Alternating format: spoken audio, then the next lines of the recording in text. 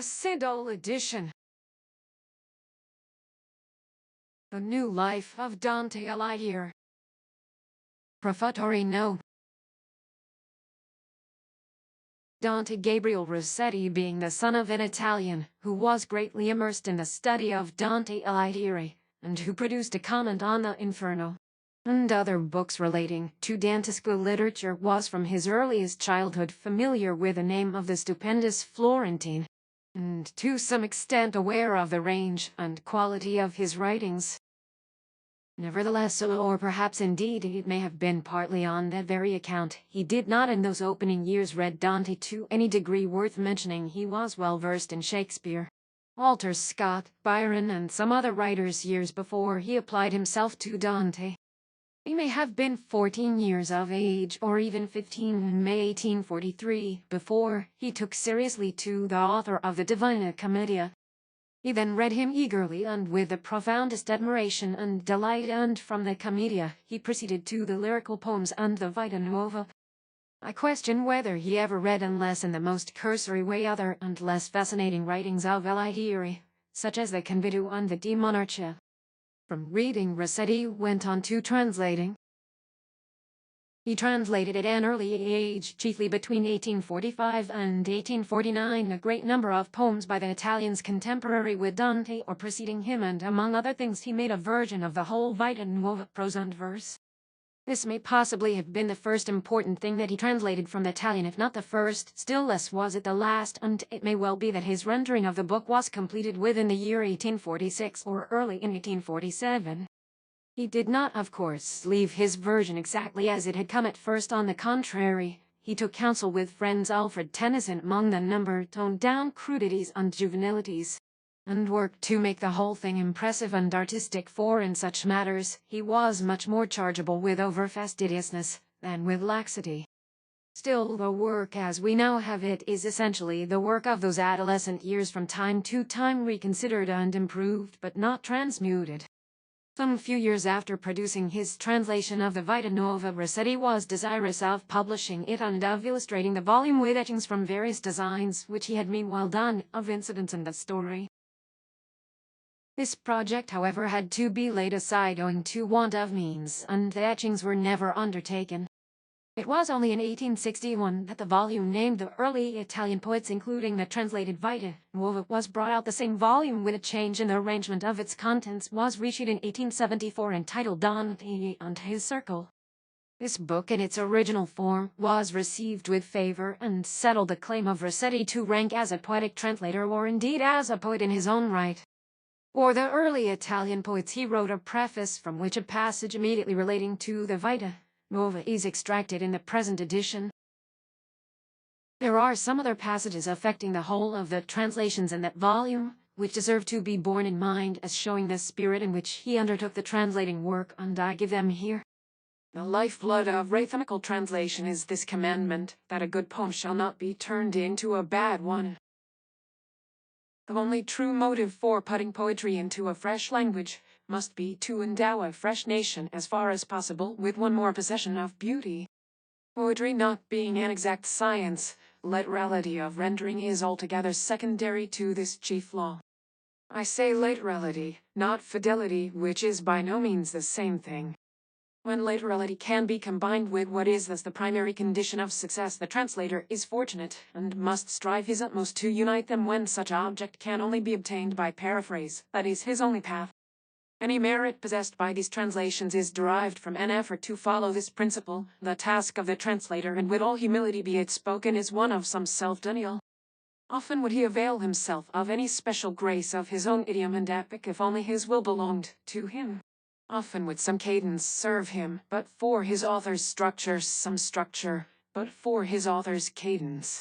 Often the beautiful turn of a stanza must be weakened to adopt some rhyme which will tally, and he sees the poet reveling in abundance of language where himself is scantily supplied. Now he would slight the matter for the music, and now the music for the matter, but no, he must deal to each alike. Sometimes too a flaw in a work galls him, and he would fain remove it, doing for the poet that which his age denied him, but no, it is not in the bond. It may be as well to explain here a very small share which, I myself took in the Vita Nuova translation. When the volume The Early Italian Poets was in preparation, my brother asked me January 1861 to aid by collating my Vita Nuova with original and amending inaccuracies. He defined the work further as follows. What I want is that you should correct my translation throughout, removing inaccuracies and mannerisms. And if you have time, it would be a great service to translate the analyses of the poems, which I omitted. This, however, if you think it desirable to include them. I did not at the time on ground of readableness, but since think they may be desirable, only have become so unfamiliar with a book that I have no distinct opinion. Many and many thanks for a most essential service, most thoroughly performed. I have not yet verified the whole of the notes, but I see they are just what I needed and will save me a vast amount of trouble. I should very much wish that the translation were more literal, but cannot do it all again. My notes, which you have taken the trouble of revising, are, of course, quite paltry and useless. In order that the reader may judge as to this question of literality, I will give here the literal Englishing of the sonnet at p38 and the paragraph which precedes it. I take the passage quite at random, and the reader can, if he likes, compare this rendering with that which appears in Dante Rossetti's text. Gentile. The word means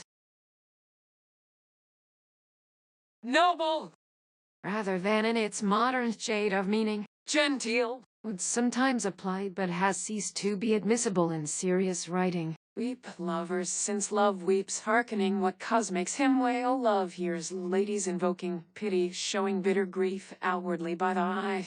Because villain death has set his cruel working upon a noble heart, ruining that which in a noble lady is to be praised in the world apart from honor.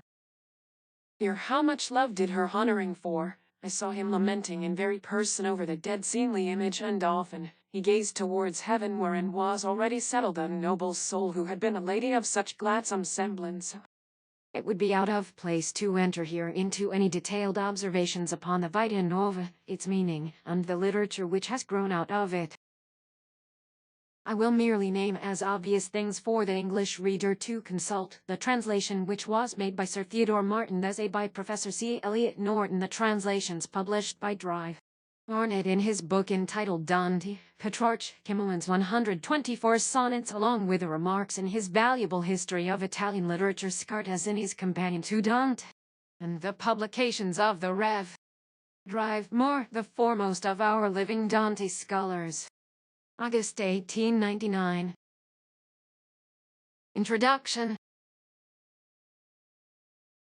The Vita Nuova, the autobiography or autopsychology of Dante's youth till about his 27th year, is already well known to many in the original or by means of essays and of English versions, partial or entire. It is therefore, and on all accounts, unnecessary to say much more of the work here than it says for itself.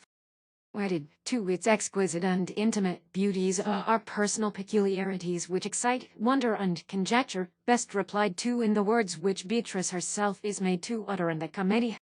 Questi fu tal nella sua Vita Nuova. Thus, then young Dante was. All that seemed possible to be done here for the work was to translate it in as free and clear a form as was consistent with fidelity to its meaning, and to ease it as far as possible from note and encumbrances. Purgatorio. It may be noted here how necessary a knowledge of the Vita Nuova is to the full comprehension of the part borne by Beatrice in the Commedia.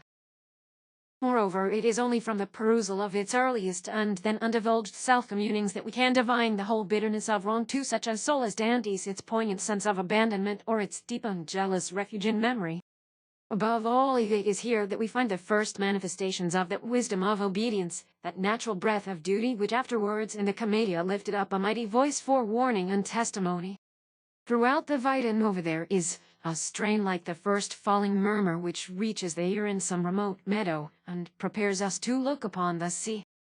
Boccaccio in his Life of Dante tells us that the great poet in later life was ashamed of this work of his youth. Such a statement hardly seems reconcilable with allusions to it made or implied in the Commedia, but it is true that the Vita Nuova is a book which only youth could have produced. and which must chiefly remain sacred to the young, to each of whom the figure of Beatrice, less lifelike than love-like, will seem the friend of his own heart. Nor is this, perhaps, its least praise.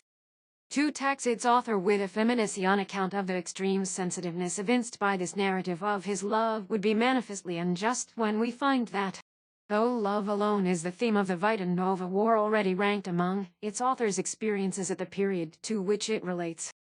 In the year 1289, the one preceding the death of Beatrice, Dante served with the foremost cavalry in the great battle of Campaldino on the 11th of June, when the Florentines defeated the people of Arezzo.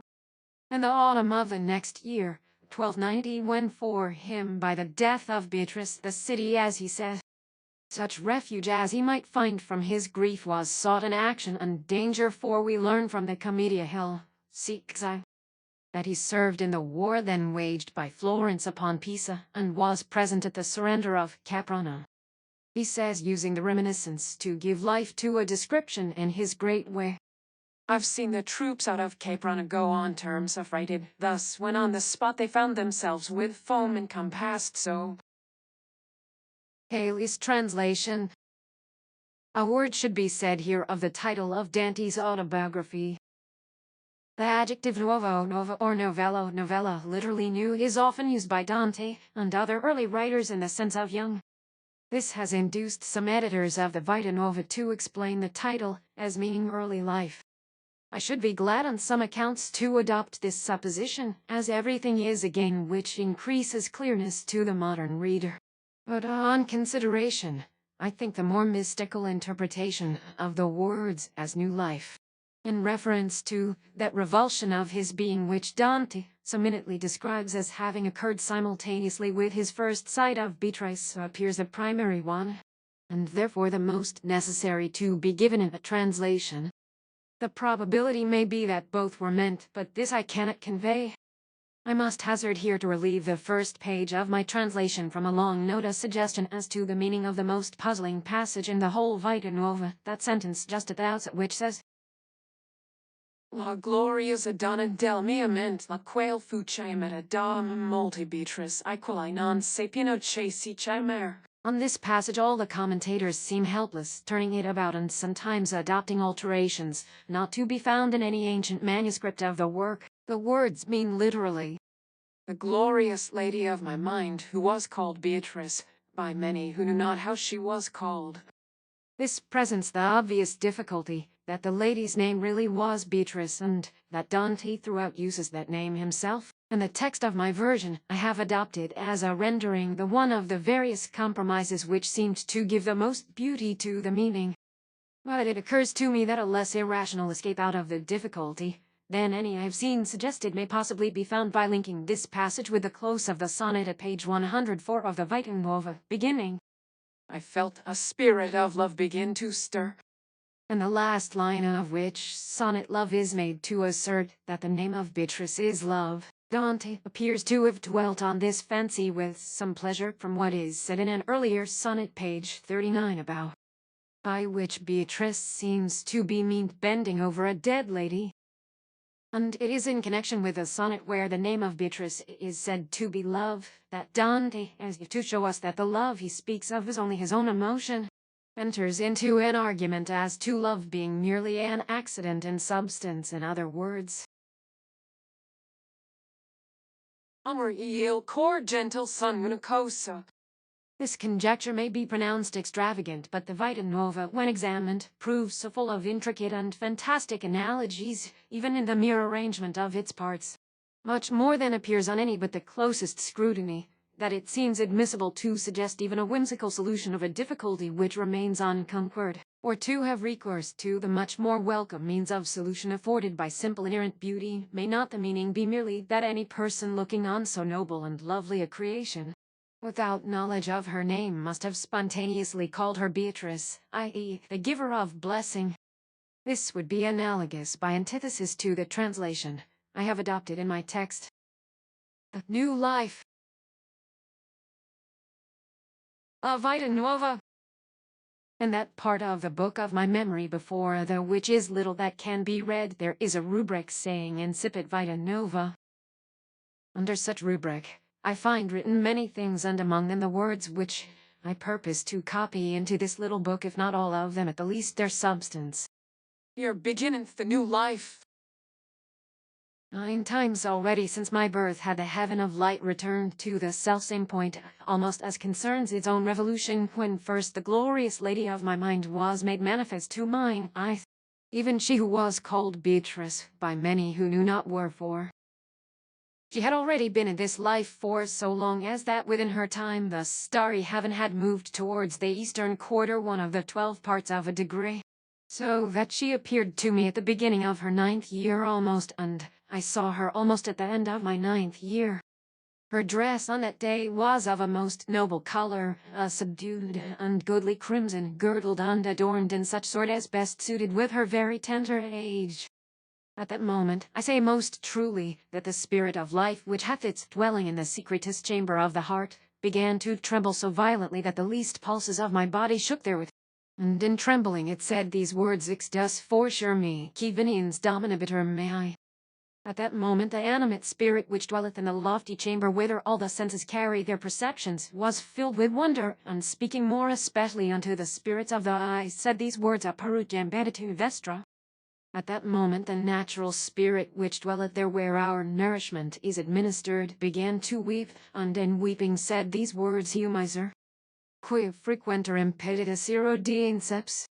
In reference to the meaning of the name, She who confers blessing. we learn from Boccaccio that this first meeting took place at a May feast, given in the year 1274 by Fulco Portinari, father of Beatrice, who ranked among the principal citizens of Florence, to which feast Dante accompanied his father, Alighieri. Here is a deity stronger than I, who, coming, shall rule over me. Your beatitude hath now been made manifest unto you. Oh, is me? For that often I shall be disturbed from this time forth. I say that from that time forward love quite governed my soul, which was immediately espoused to him, and with so safe and undisputed a lordship by virtue of strong imagination, that I had nothing left for it but to do all his bidding continually. He oftentimes commanded me to seek if I might see this youngest of the angels, wherefore I in my boyhood often went in search of her, and found her so noble and praiseworthy, that certainly of her might have been said those words of the poet Homer: She seemed not to be the daughter of a mortal man, but of God. And albeit her image that was with me always was an exaltation of love to subdue me, it was yet of so perfect a quality, that it never allowed me to be overruled by love without the faithful counsel of reason, whensoever such counsel was useful to be heard. But seeing that were I to dwell overmuch on the passions and doings of such early youth, my words might be counted something fabulous, I will therefore put them aside. And passing many things that may be conceived by the pattern of these, I will come to such as are writ in my memory with a better distinctness. Iliad, Zev. 258. After the lapse of so many days, that 9 years exactly were completed since the above-written appearance of this most gracious being. On the last of those days it happened that the same wonderful lady appeared to me dressed all in pure white, between 2 gentle ladies elder than she. And passing through a street she turned her eyes thither, where I stood sorely abashed, and by her unspeakable courtesy, which is now guerdoned in the great cycle, she saluted me with so virtuous a bearing that I seemed then and there to behold the very limits of blessedness. The hour of her most sweet salutation was exactly the 9th of that day, and because it was the first time that any words from her reached mine ears, I came into such sweetness that I parted thence as one intoxicated. And betaking me to the loneliness of mine own room, I fell to thinking of this most courteous lady, thinking of whom I was overtaken by a pleasant slumber, wherein a marvelous vision was presented to me, for there appeared to be in my room a mist of the color of fire, within the which I discerned the figure of a lord of terrible aspect to such as should gaze upon him, but who seemed therewithal to rejoice inwardly that it was a marvel to see. Speaking, he said many things, among the which I could understand but few, and of these this ego dominus tus. In his arms, it seemed to me that a person was sleeping, covered only with a blood-colored cloth, upon whom, looking very attentively, I knew that it was the lady of the salutation, who had deigned the day before to salute me. And he who held her held also in his hand a thing that was burning in flames, and he said to me, Vide cord tum. But when he had remained with me a little while, I thought that he set himself to awaken her that slept, after the which he made her to eat that thing which flamed in his hand, and she ate as one fearing. And having waited again a space, all his joy was turned into most bitter weeping, and as he wept he gathered the lady into his arms, and it seemed to me that he went with her up towards heaven, whereby such a great anguish came upon me that my light slumber could not endure through it, but was suddenly broken. And immediately having considered, I knew that the hour wherein this vision had been made manifest to me was the 4th hour, which is to say, the first of the 9 last hours of the night. Behold thy heart.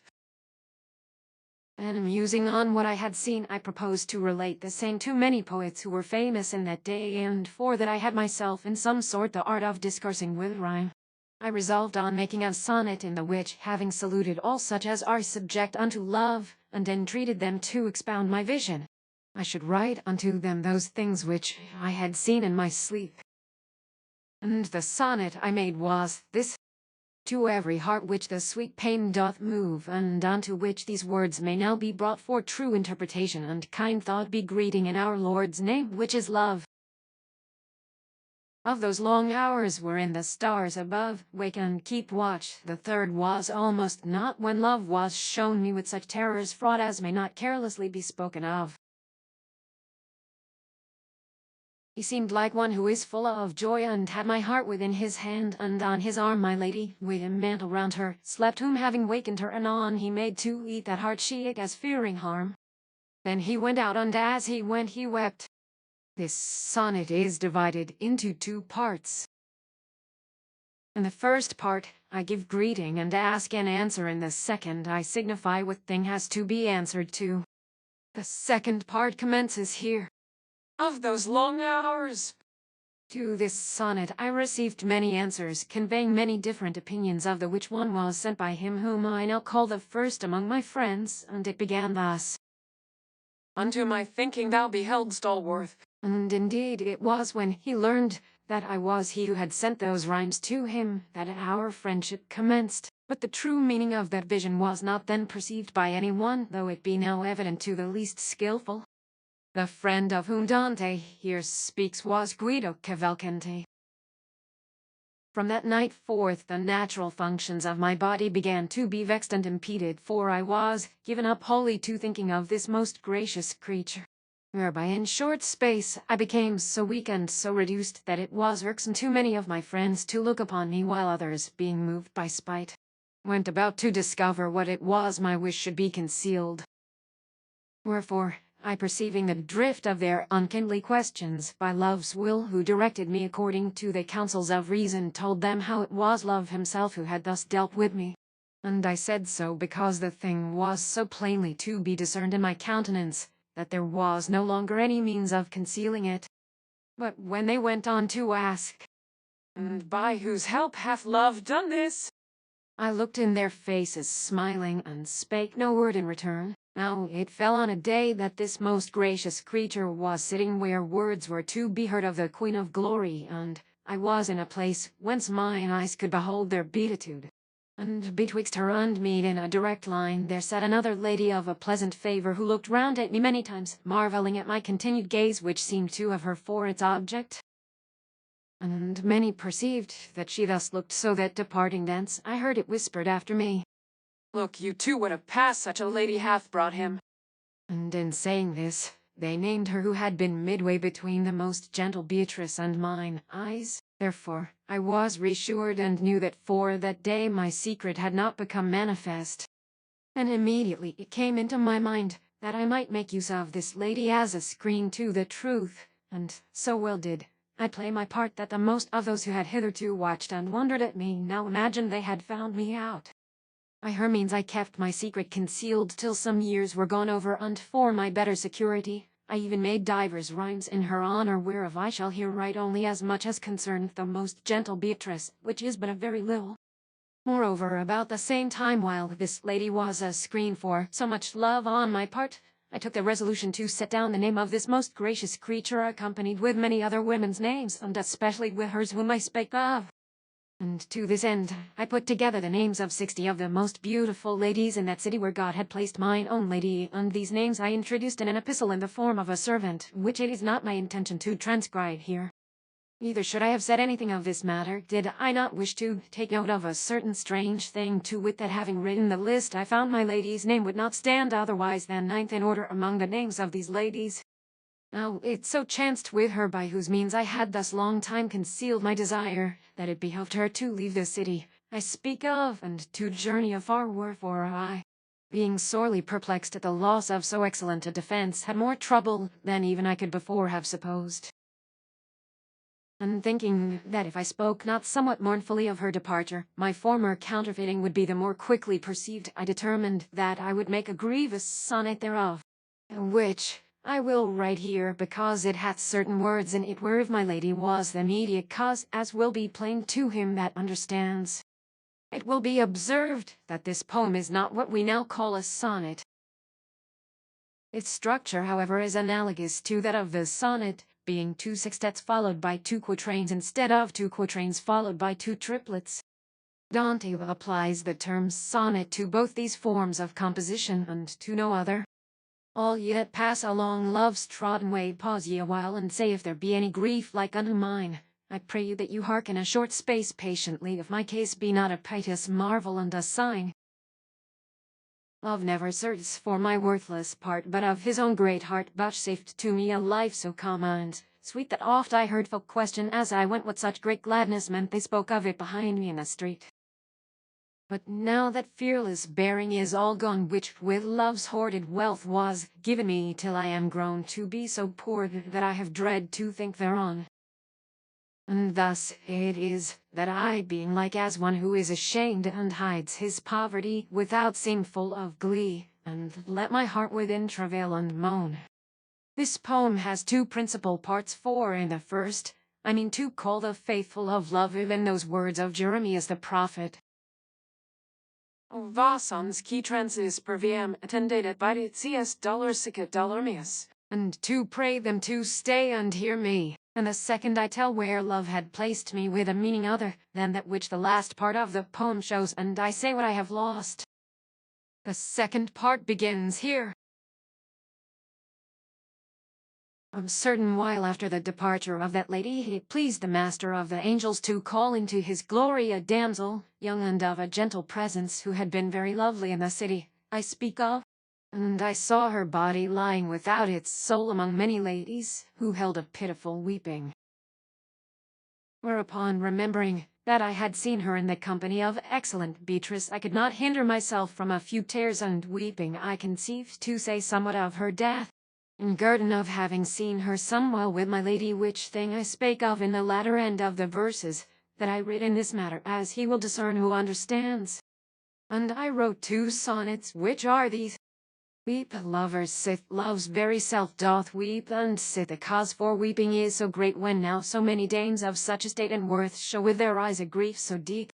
For death the churl has laid his leaden sleep upon a damsel who was fair of late, defacing all our earth should celebrate, ye all save virtue, which the soul doth keep. Now hearken how much love did honor her. I myself saw him in his proper form, bending above the motionless sweet dead, and often gazing into heaven, for there the soul now sits, which when her life was warm dwelt with a joyful beauty that is fled. This first sonnet is divided into 3 parts. In the first I call and beseech the faithful of love to weep, and I say that their Lord weeps, and that they, hearing the reason why he weeps, shall be more minded to listen to me. In the second, I relate this reason.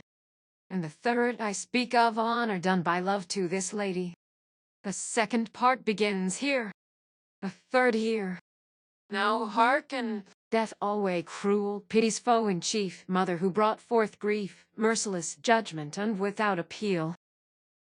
Since thou alone hast made my heart to feel this sadness and unwill, my tongue upbraideth thee without relief.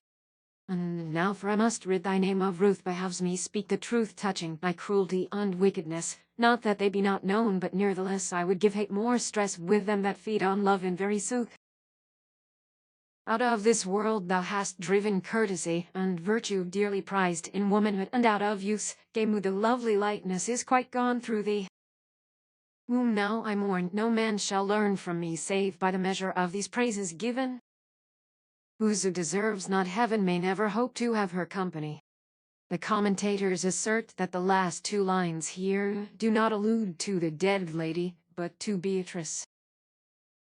This would make the poem very clumsy in construction, yet there must be some covert allusion to Beatrice, as Dante himself intimates.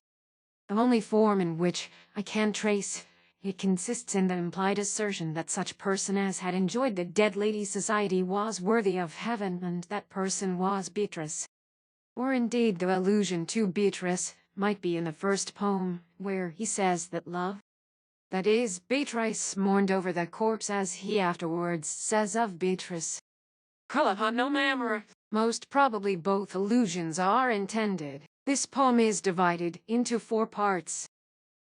In the first I address death by certain proper names of hers. In the second, speaking to her, I tell the reason why I am moved to denounce her. In the third, I rail against her. In the fourth, I turn to speak to a person undefined, although defined in my own conception. The second part commences here. Since thou alone. The third here. And now for I must. The fourth here. Whoso deserves not. Some days after the death of this lady, I had occasion to leave the city I speak of, and to go thitherwards where she abode who had formerly been my protection, albeit the end of my journey reached not altogether so far. And notwithstanding that I was visibly in the company of many, the journey was so irksome that I had scarcely sighing enough to ease my heart's heaviness, seeing that as I went I left my beatitude behind me. Wherefore it came to pass that he who ruled me by virtue of my most gentle lady was made visible to my mind in the light habit of a traveller coarsely fashioned.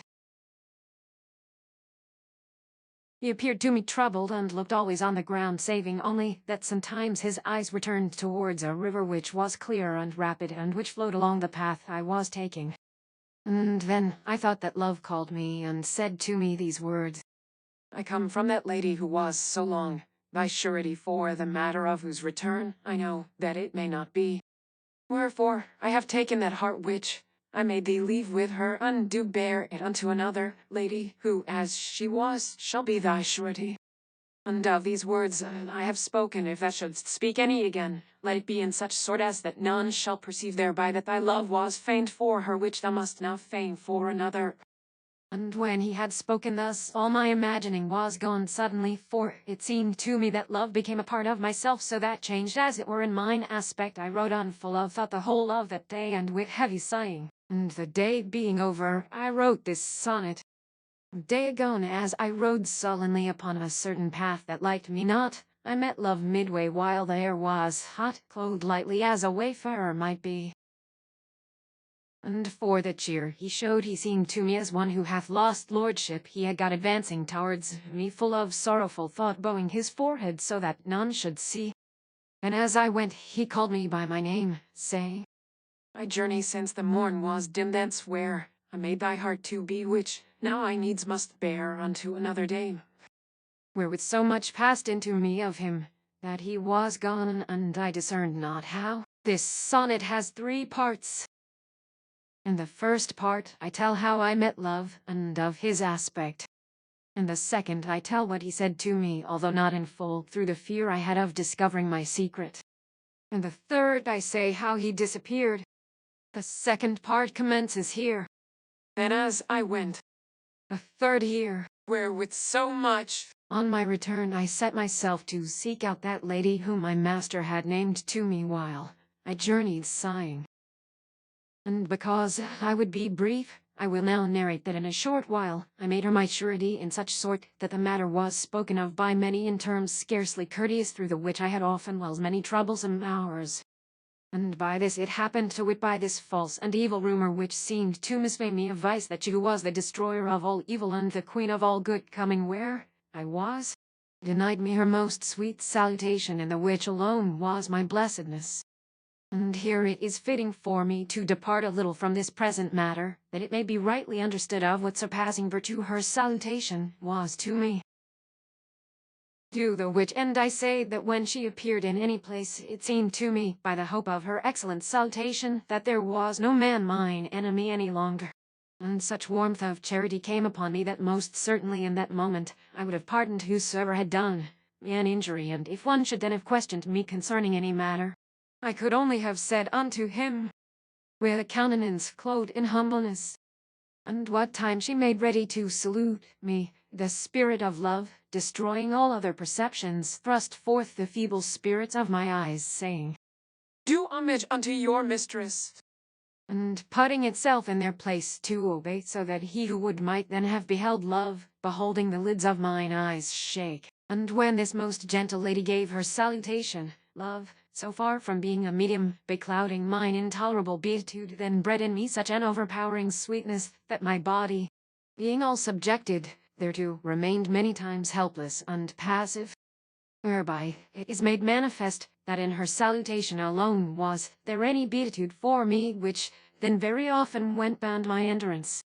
And now resuming my discourse, I will go on to relate that when for the first time this beatitude was denied me, I became possessed with such grief that, parting myself from others, I went into a lonely place to bathe the ground with most bitter tears, and when by this heat of weeping I was somewhat relieved, I betook myself to my chamber where I could lament unheard. And there, having prayed to the Lady of all mercies, and having said also, O love, aid thou thy servant, I went suddenly asleep like a beaten sobbing child, and in my sleep, towards the middle of it, I seemed to see in the room, seated at my side, a youth in very white raiment, who kept his eyes fixed on me in deep thought. And when he had gazed some time, I thought that he sighed, and called to me in these words, Villa me tempus est pretermitenter simulata nostra. And thereupon I seemed to know him, for the voice was the same wherewith he had spoken at other times in my sleep. Then looking at him, I perceived that he was weeping piteously, and that he seemed to be waiting for me to speak. Wherefore, taking heart, I began thus, I weepest thou, master of all honor. and he made answer to me, Ego tanquam centrum circuli, kai simile modus habent circumferenti parts tuotum, non sic. and thinking upon his words, they seemed to me obscure, so that again compelling myself unto speech, I asked of him, What thing is this, master, that thou hast spoken thus darkly? to the which he made answer in a vulgar tongue. Demand no more than may be useful to thee. Whereupon I began to discourse with him concerning her salutation which she had denied me, and when I had questioned him of the cause, he said these words, Our Beatrice hath heard from certain persons that the lady whom I named to thee while thou journeyedst full of sighs is sorely disquieted by thy solicitations. And therefore this most gracious creature, who is the enemy of all disquiet, being fearful of such disquiet, refused to salute thee, or the which reason albeit in very sooth thy secret must needs have become known to her by familiar observation, it is my will that thou compose certain things in rhyme, and in which thou shalt set forth how strong a mastership I have obtained over thee through her, and how thou wast hers even from thy childhood. Also do thou call upon him that knoweth these things to bear witness to them, bidding him to speak with her thereof, the which I who am he would do willingly. And thus she shall be made to know thy desire, knowing which she shall know likewise that they were deceived who spake of thee to her. And so write these things that they shall seem rather to be spoken by a third person, and not directly by thee to her, which is scarce fitting. After the which send them not without me, where she may chance to hear them, but have them fitted with a pleasant music, into the which I will pass whensoever it needeth. My son, it is time for us to lay aside our counterfeiting. I am as the center of a circle, to the which all parts of the circumference bear an equal relation, but with thee it is not thus. This phrase seems to have remained as obscure to commentators as Dante found it at the moment. No one, as far as I know, has even fairly tried to find a meaning for it. To me the following appears a not unlikely one. Love is weeping on Dandy's account, and not on his own. He says, I am the center of a circle, emerce nuvil sol ilultrastel, therefore all lovable objects, whether in heaven or earth, or any part of the circle's circumference, are equally near to me. Not so thou, who wilt one day lose Beatrice when she goes to heaven.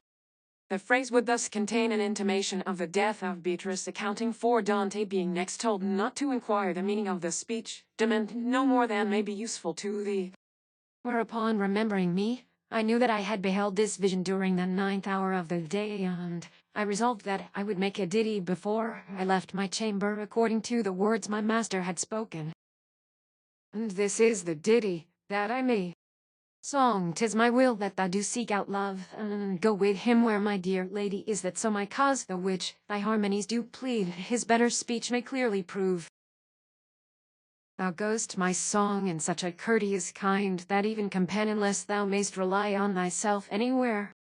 And yet, an thou wouldst get thee a safe mind, first unto love address thy steps, whose aid mayhap 'twere ill to spare, seeing that she to whom thou mak'st thy prayer is, as I think, ill-minded unto me, and that if love do not companion thee, thou'lt have perchance small cheer to tell me of. With a sweet accent when thou comest to her, begin thou in these words, first having craved a gracious audience. He who hath sent me as his messenger, lady, thus much records, and thou but suffer him in his defence. Love, who comes with me by thine influence, can make this man do as it liketh him, wherefore, if this fault is or doth but seem, do thou conceive, for his heart cannot move. Lady, his poor heart is so confirmed in faith that all its thoughts are but of serving thee. 'Twas early, thine, and could not swerve apart. Then if she wavereth, bid her ask love, who knows if these things be, and in the end beg of her modestly to pardon so much boldness, saying to, if thou declare his death to be thy due, the thing shall come to pass as doth behove. then pray thou of the master of all ruth, before thou leave her there, that he befriend my cause and plead it well. In guerdon of my sweet rhymes and my truth, stay with her, let not the hope of thy poor servant fail, and if with her thy pleading should prevail, let her look on him and give peace to him. Gentle my song, if good to thee it seem, do this, so worship shall be thine, and love. This ditty is divided into 3 parts. In the first I tell it whither to go, and I encourage it that it may go the more confidently, and I tell it whose company to join if it would go with confidence and without any danger. In the second I say that which it behoves the ditty to set forth. In the third I give it leave to start when it pleases, recommending its course to the arms of fortune. The second part begins here, the third here. Gentle my song. Some might contradict me and say that they understand not whom I address in the second person, seeing that the ditty is merely the very words I am speaking, and therefore I say that this doubt I intend to solve and clear up in this little book itself at a more difficult passage, and then let him understand who now doubts or would now contradict as aforesaid. After this vision I have recorded, and having written those words which love had dictated to me, I began to be harassed with many and divers thoughts, by each of which I was sorely tempted, and in especial there were 4 among them that left me no rest. The first was this: certainly the lordship of love is good, seeing that it diverts the mind from all mean things.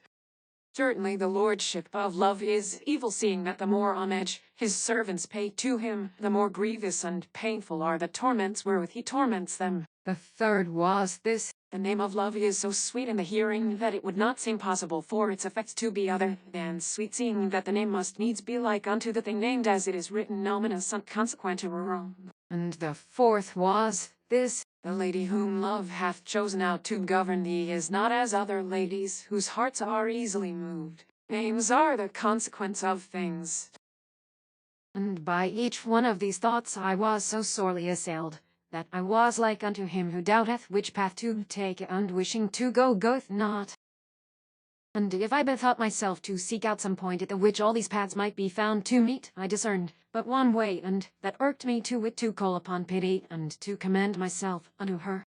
And it was then that, feeling a desire to write somewhat thereof in rhyme, I wrote this sonnet.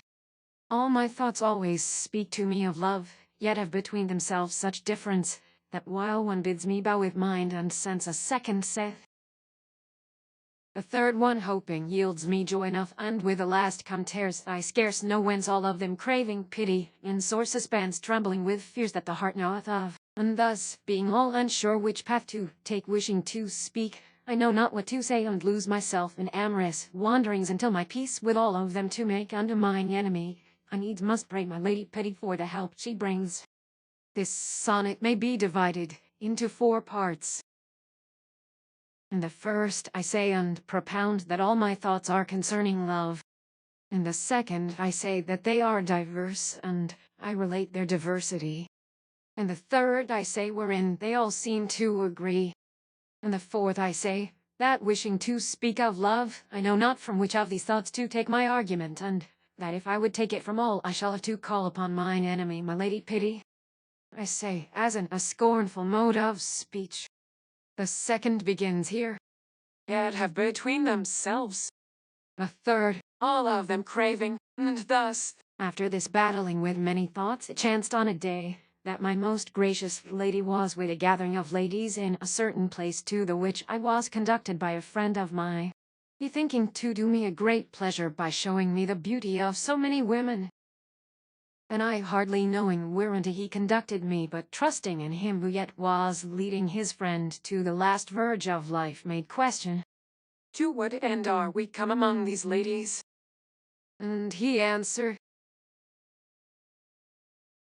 To the end that they may be worthily served. and they were assembled around a gentlewoman who was given in marriage on that day, the custom of the city being that they should bear her company when she sat down for the first time at table in the house of her husband. Therefore, I, as was my friend's pleasure, resolved to stay with him and do honor to those ladies. But as soon as I had thus resolved, I began to feel a faintness and a throbbing at my left side, which soon took possession of my whole body. Whereupon I remembered that I covertly leaned my back unto a painting that ran round the walls of that house, and being fearful lest my trembling should be discerned of them, I lifted mine eyes to look on those ladies, and then first perceived among them the excellent Beatrice. And when I perceived her, all my senses were overpowered by the great lordship that love obtained, finding himself so near unto that most gracious being, until nothing but the spirits of sight remained to me, and even these remained driven out of their own instruments, because love entered in that honored place of theirs, that so he might the better behold her. And although I was other than at first, I grieved for the spirit so expelled, which kept up a sore lament, saying, If he had not in this wise thrust us forth, we also should behold the marvel of this lady. By this many of her friends, having discerned my confusion, began to wonder, and together with herself, kept whispering of me and mocking me. Whereupon my friend, who knew not what to conceive, took me by the hands, and drawing me forth from among them, required to know what ailed me. And having first held me at quiet for a space until my perceptions were come back to me, I made answer to my friend, Of a surety, I have now set my feet on that point of life, beyond the which he must not pass who would return. it is difficult not to connect Dante's agony at this wedding feast with our knowledge that in her 21st year Beatrice was wedded to Simone de Bardi. That she herself was the bride on this occasion might seem out of the question from the fact of its not being in any way so stated, but on the other hand, Dante's silence throughout the Vita Nuova as regards her marriage, which must have brought deep sorrow even to his ideal love, is so startling that we might almost be led to conceive in this passage the only intimation of it which he thought fit to give. Afterwards, leaving him, I went back to the room where I had wept before, and again, weeping and ashamed, said, If this lady but knew of my condition, I do not think that she would thus mock at me, nay, I am sure that she must needs feel some pity. And in my weeping I bethought me to write certain words in the which, speaking to her, I should signify the occasion of my disfigurement, telling her also how I knew that she had no knowledge thereof, which, if it were known, I was certain must move others to pity. And then, because I hoped that peradventure it might come into her hearing, I wrote this sonnet. Even as the others mock, thou mockest me not, dreaming, noble lady, whence it is that I am taken with strange semblances, seeing thy face, which is so fair to see, for else compassion would not suffer thee to grieve my heart with such harsh scoffs as these. Oh! Love, when thou art present, sits at ease and bears his mastership so mightily, that all my troubled senses he thrusts out, sorely tormenting some and slaying some, till none but he is left and has free range to gaze on thee. This makes my face to change into another's while I stand all dumb and hear my senses clamor in their rout. This sonnet I divide not into parts, because a division is only made to open the meaning of the thing divided, and this, as it is sufficiently manifest through the reasons given, has no need of division. True it is that amid the words whereby is shown the occasion of this sonnet, dubious words are to be found, namely, when I say that love kills all my spirits, but that the visual remain in life, only outside of their own instruments. And this difficulty it is impossible for any to solve who is not in equal guise liege unto love, and to those who are so, that it's manifest which would clear up the dubious words. And therefore it were not well for me to expound this difficulty, inasmuch as my speaking would be either fruitless or else superfluous. A while after this strange disfigurement, I became possessed with a strong conception which left me but very seldom, and then to return quickly. And it was this: Seeing that thou comest into such scorn by the companionship of this lady, wherefore seekest thou to behold her? If she should ask thee this thing, what answer couldst thou make unto her? Yea, even though thou wert master of all thy faculties, and in no way hindered from answering. Unto the which another very humble thought said in reply: If I were master of all my faculties, and in no way hindered from answering, I would tell her that no sooner do I image to myself her marvelous beauty than I am possessed with a desire to behold her, the which is of so great strength that it kills and destroys in my memory all those things which might oppose it. And it is therefore that the great anguish I have endured thereby is yet not enough to restrain me from seeking to behold her. And then, because of these thoughts, I resolved to write somewhat wherein, having pleaded mine excuse, I should tell her of what I felt in her presence. Whereupon I wrote this sonnet. The thoughts are broken in my memory, thou lovely joy, whene'er I see thy face. When thou art near me, love fills up the space, often repeating. My face shows my heart's color, verily, which, fainting, seeks for any leaning place, till in the drunken terror of disgrace the very stones seem to be shrieking, Die! It were a grievous sin if one should not strive then to comfort my bewildered mind, though merely with a simple pitying. For the great anguish which thy scorn has wrought in the dead sight, o' the eyes grown nearly blind, which look for death as for a blessed thing. This sonnet is divided into 2 parts. In the first, I tell the cause why I abstain not from coming to this lady. In the second, I tell what befalls me through coming to her, and this part begins here. When thou art near. And also this second part divides into 5 distinct statements. For, in the first, I say what love, counselled by reason, tells me when I am near the lady. In the second, I set forth the state of my heart by the example of the face. In the third, I say how all ground of trust fails me. In the fourth, I say that he sins who shows not pity of me, which would give me some comfort.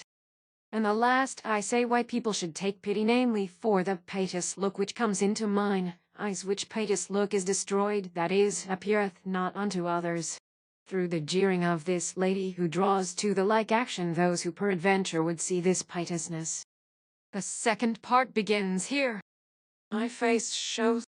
The third, Till, in the drunken terror, it were a grievous sin. the fifth, Or the great anguish. Thereafter this sonnet bred in me desire to write down in verse 4 other things touching my condition, the which things it seemed to me that I had not yet made manifest. The first among these was the grief that possessed me very often, remembering the strangeness which love wrought in me. The second was how love many times assailed me so suddenly and with such strength that I had no other life remaining except a thought which spake of my lady. The third was how, when love did battle with me in this wise, I would rise up all colourless, if so I might see my lady, conceiving that the sight of her would defend me against the assault of love, and altogether forgetting that which her presence brought unto me. And the fourth was how, when I saw her, the sight not only defended me not, but took away the little life that remained to me. And I said these 4 things in a sonnet, which is this: At whiles ye oftentimes I muse over the quality of anguish that is mine through love, then pity makes my voice to pine, saying, Love smiteth me, whose strength is ill to bear, so that of all my life is left no sign except one thought, and that because 'tis thine, leaves not the body but abideth there. And then if I whom other aid forsook would aid myself, and innocent of art would fain have sight of thee as a last hope, no sooner do I lift mine eyes to look than the blood seems as shaken from my heart, and all my pulses beat at once unstop. This sonnet is divided into 4 parts, 4 things being therein narrated, and as these are set forth above, I only proceed to distinguish the parts by their beginnings. Wherefore I say that the second part begins, Love smiteth me, and then if I the fourth, no sooner do I lift. After I had written these 3 last sonnets, wherein I spake unto my lady, telling her almost the whole of my condition, it seemed to me that I should be silent, having said enough concerning myself. But albeit I spake not to her again, yet it behoved me afterward to write of another matter more noble than the foregoing. And for that the occasion of what I then wrote may be found pleasant in the hearing, I will relate it as briefly as I may.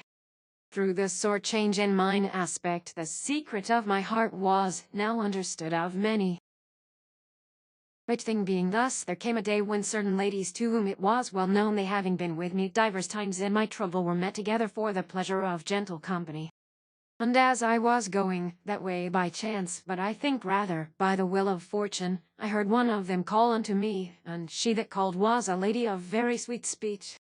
And when I had come close up with them, and perceived that they had not among them mine excellent lady, I was reassured and saluted them, asking of their pleasure.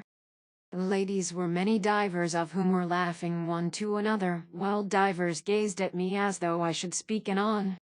But when I still spake not, one of them, who before had been talking with another, addressed me by my name, saying, To what end lovest thou this lady, seeing that thou canst not support her presence? Now tell us this thing, that we may know it, for certainly the end of such a love must be worthy of knowledge. And when she had spoken these words, not she only, but all they that were with her began to observe me, waiting for my reply. Whereupon I said thus unto them, Ladies, the end and aim of my love was but the salutation of that lady of whom I conceive that ye are speaking, wherein alone I found that beatitude which is the goal of desire. And now that it hath pleased her to deny me this love, my master of his great goodness hath placed all my beatitude there where my hope will not fail me. Then those ladies began to talk closely together, and as I have seen snow fall among the rain, so was their talk mingled with sighs. But after a little, that lady who had been the first to addressed me again in these words. We pray thee that thou wilt tell us wherein abideth this thy beatitude. In those words that do praise my lady. To the which she rejoined, If thy speech were true, those words that thou didst write concerning thy condition would have been written with another intent. And I, being almost put to shame because of her answer, went out from among them, and as I walked I said within myself, Seeing that there is so much beatitude in those words which do praise my lady, wherefore hath my speech of her been different? And then I resolved that thenceforward I would choose for the theme of my writings only the praise of this most gracious being. But when I had thought exceedingly, it seemed to me that I had taken to myself a theme which was much too lofty, so that I dared not begin, and I remained during several days in the desire of speaking and the fear of beginning. After which it happened, as I passed one day along a path which lay beside a stream of very clear water, that there came upon me a great desire to say somewhat in rhyme. But when I began thinking how I should say it, methought that to speak of her were unseemly unless I spoke to other ladies in the second person, which is to say, not to any other ladies, but only to such as are so called because they are gentle, let alone for mere womanhood. Whereupon, I declare, that my tongue spake as though by its own impulse, and said, Ladies that have intelligence and love. These words I laid up in my mind with great gladness, conceiving to take them as my commencement. Wherefore, having returned to the city, I spake of and considered thereof during certain days. I began a poem with this beginning, constructed in the mode which will be seen below in its division. The poem begins here. Ladies that have intelligence and love, of mine own lady, I would speak with you, not that I hope to count her praises through, but telling what I may to ease my mind. And I declare that when I speak thereof, love sheds such perfect sweetness over me that if my courage failed, not certainly to him my listeners must be all resigned.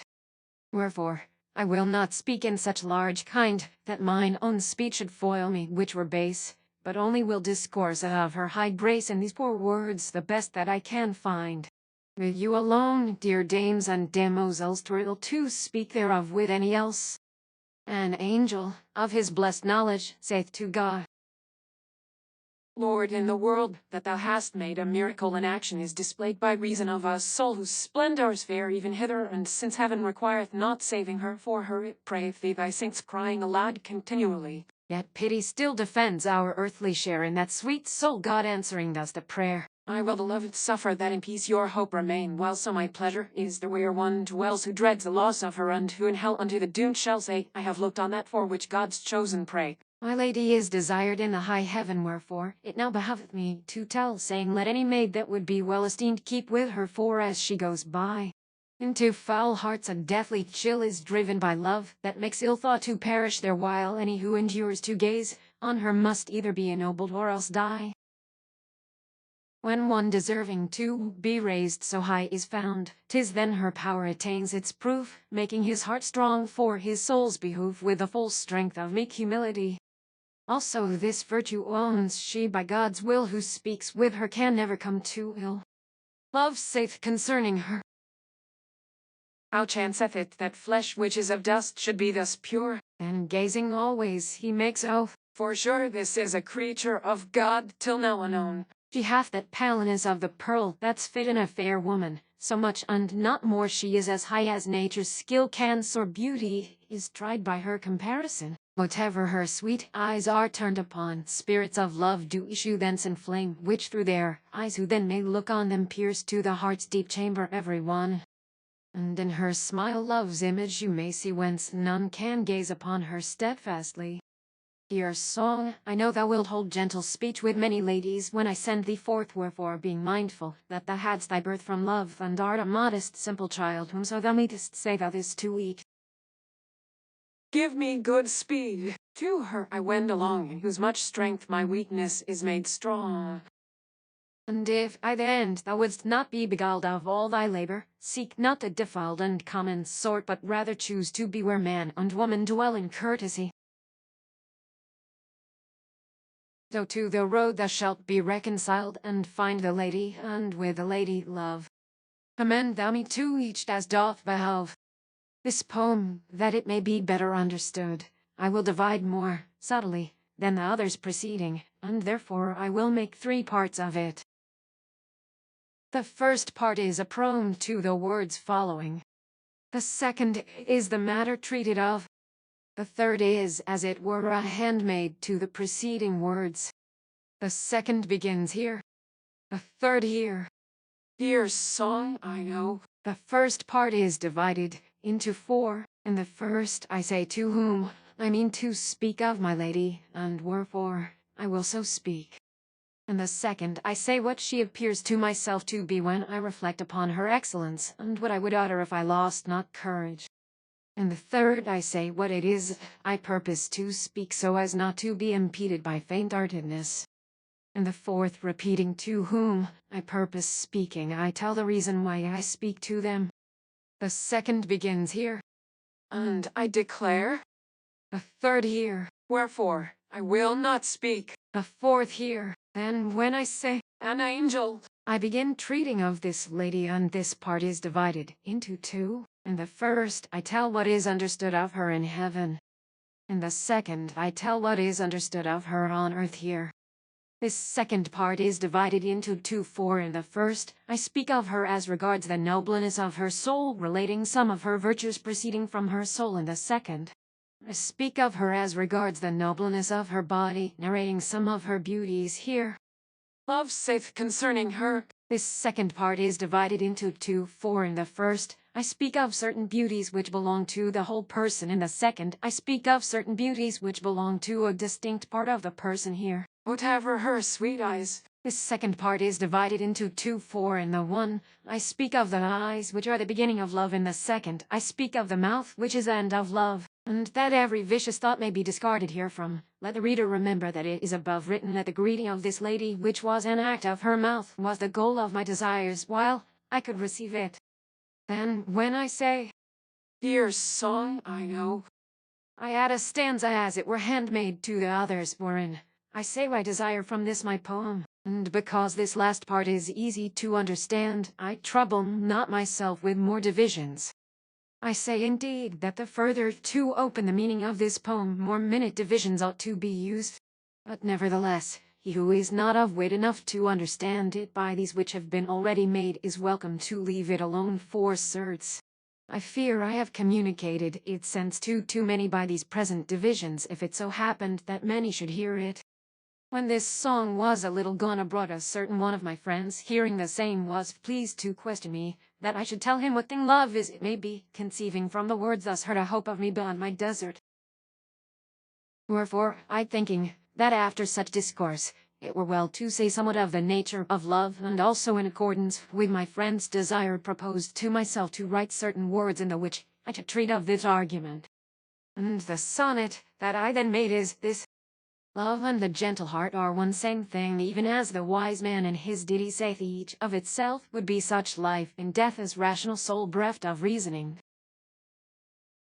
'Tis nature makes them when she loves a king. Love it is, whose palace where he sojourneth is called a heart. There draws he quiet breath at first, with brief or longer slumbering.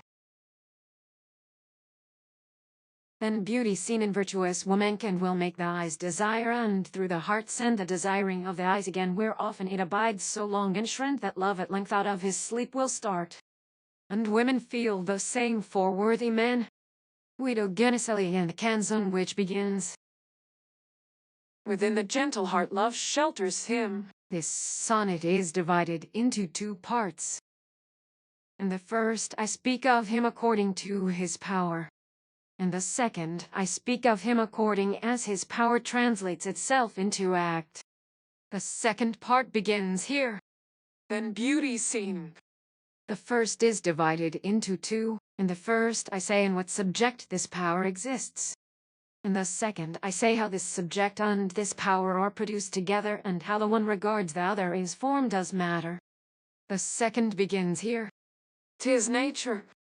Afterwards, when I say, Then beauty seen in virtuous womankind, I say how this power translates itself into act, and first how it so translates itself in a man, then how it so translates itself in a woman here. and women feel. Having treated of love in the foregoing, it appeared to me that I should also say something in praise of my lady, wherein it might be set forth how love manifested itself when produced by her, and how not only she could awaken it where it slept, but where it was not she could marvelously create it. To the which end I wrote another sonnet, and it is this: My lady carries love within her eyes, all that she looks on is made pleasanter upon her path. Men turn to gaze at her, he whom she greeteth feels his heart to rise, and droops his troubled visage, full of sighs, and of his evil heart is then aware. Hate loves, and pride becomes a worshipper. Women help to praise her in some ways. Humbleness and the hope that hopeth well by speech of hers into the mind are brought, and who beholds is blessed often whiles. The look she hath when she a little smiles cannot be said, nor holden in the thought 'tis such a new and gracious miracle. This sonnet has 3 sections. In the first, I say how this lady brings this power into action by those most noble features, her eyes, and in the third I say the same as to that most noble feature, her mouth. And between these 2 sections is a little section which asks as it were help for the previous section, and the subsequent, and it begins here. The third begins here. Humbleness. The first is divided into 3, for in the first, I say how she with power makes noble that which she looks upon, and this is as much as to say that she brings love and power thither where he is not. In the second, I say how she brings love and act into the hearts of all those whom she sees. In the third, I tell what she afterwards, with virtue, operates upon their hearts. The second begins. The third, He whom she greeteth. then, when I say, O women, help! I intimate to whom it is my intention to speak, calling on women to help me to honor her. Then, when I say humbleness, I say that same which is said in the first part regarding two acts of her mouth, one whereof is her most sweet speech, and the other her marvelous smile. Only I say not of this last how it operates upon the hearts of others, because memory cannot retain this smile nor its operation. Not many days after this, it being the will of the Most High God, who also from himself put not away death, the father of wonderful Beatrice, going out of this life, passed certainly into glory.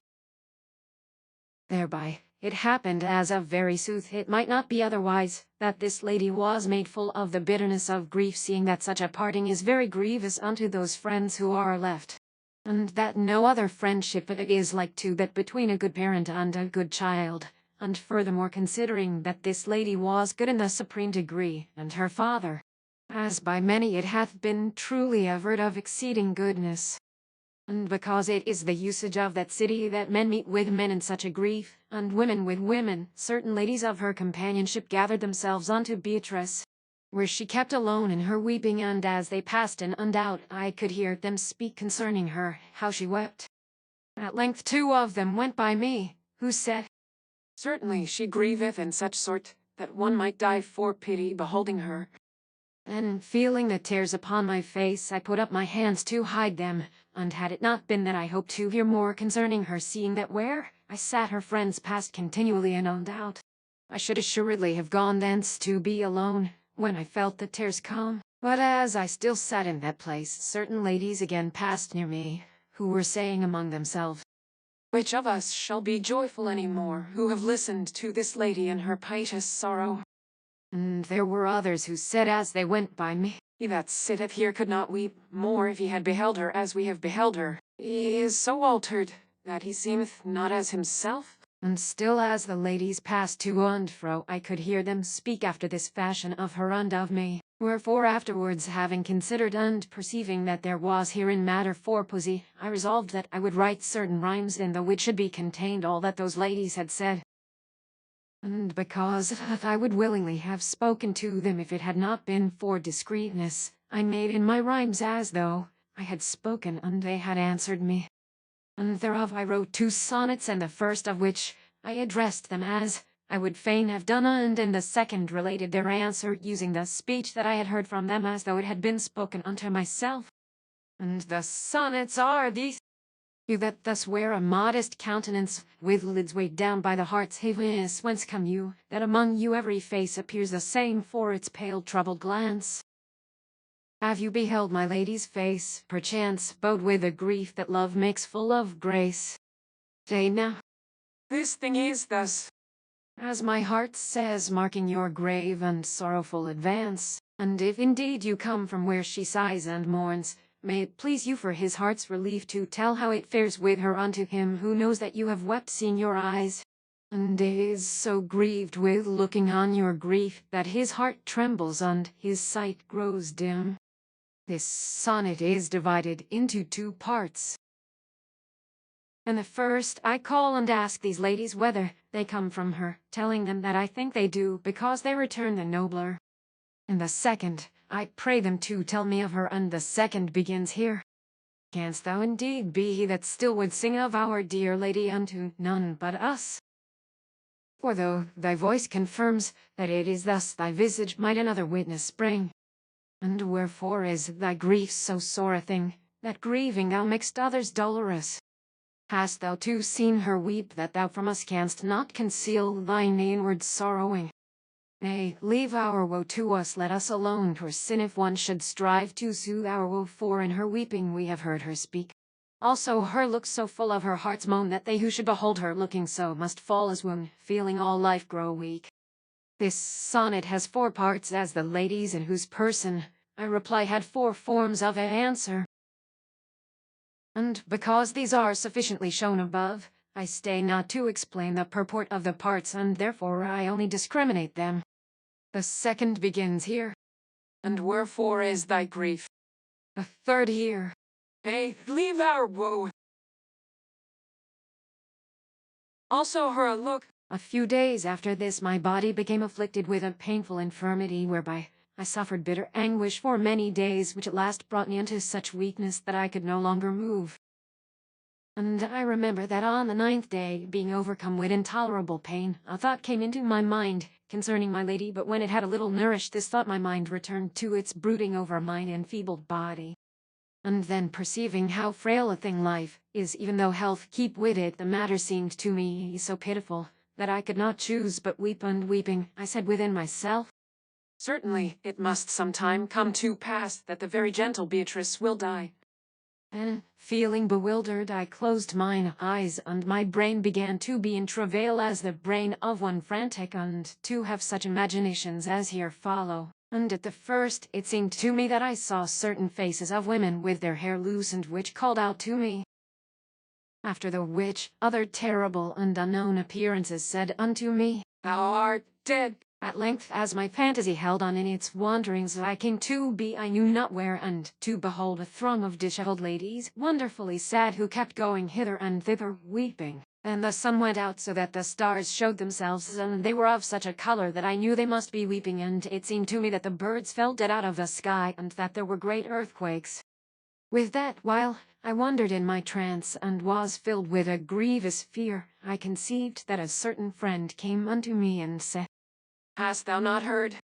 She that was thine excellent lady hath been taken out of life.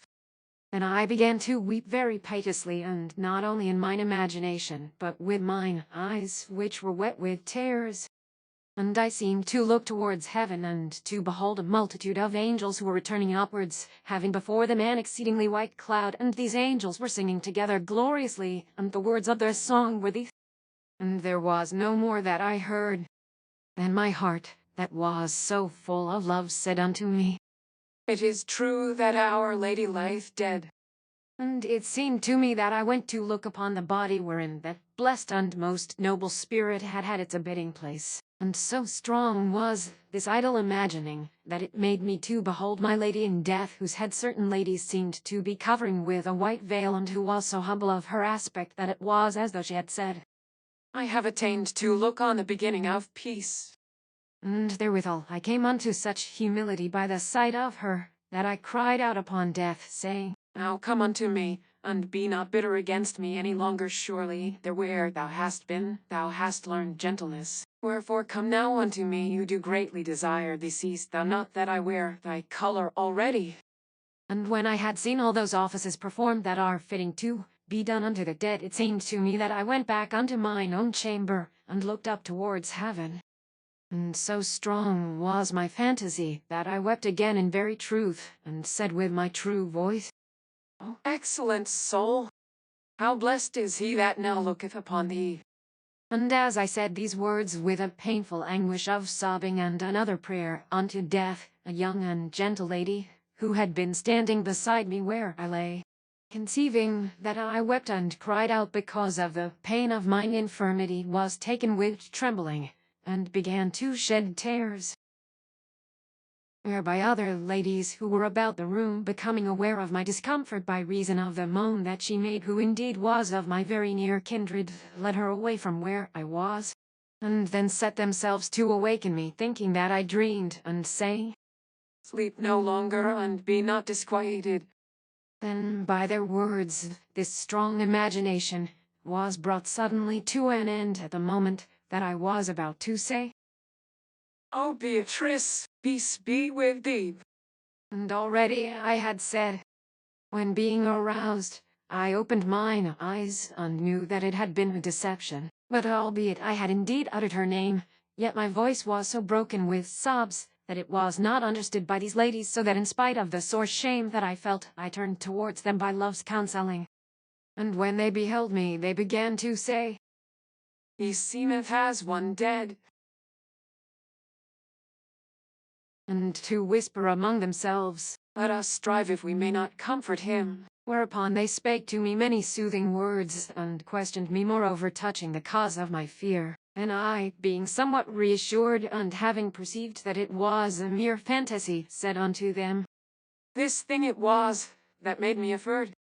And told them of all that I had seen from the beginning even unto the end, but without once speaking the name of my lady. Also after I had recovered from my sickness, I bethought me to write these things in rhyme, deeming it a lovely thing to be known. Whereof I wrote this poem. A very pitiful lady, very young, exceeding rich in human sympathy, stood by, what time I clamoured upon death, and at the wild words wandering on my tongue, and at the piteous look within mine eyes, she was affrighted, that sobs choked her breath.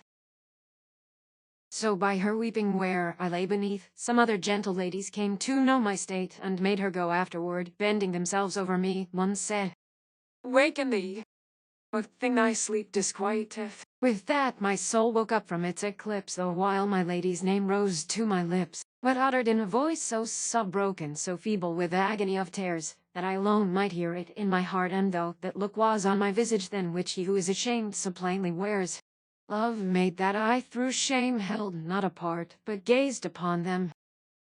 And my hue was such that they looked at each other and thought of death, saying under their breath most tenderly, Oh, let us comfort him.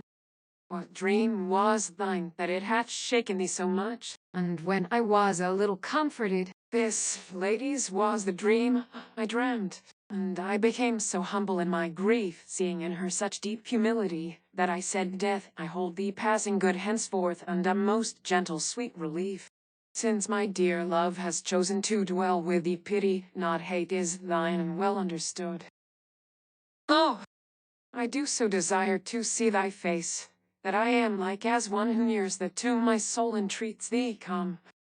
Then I departed, having made my moan, and when I was alone I said, and cast my eyes to the high place, blessed is he, fair soul, who meets thy glance.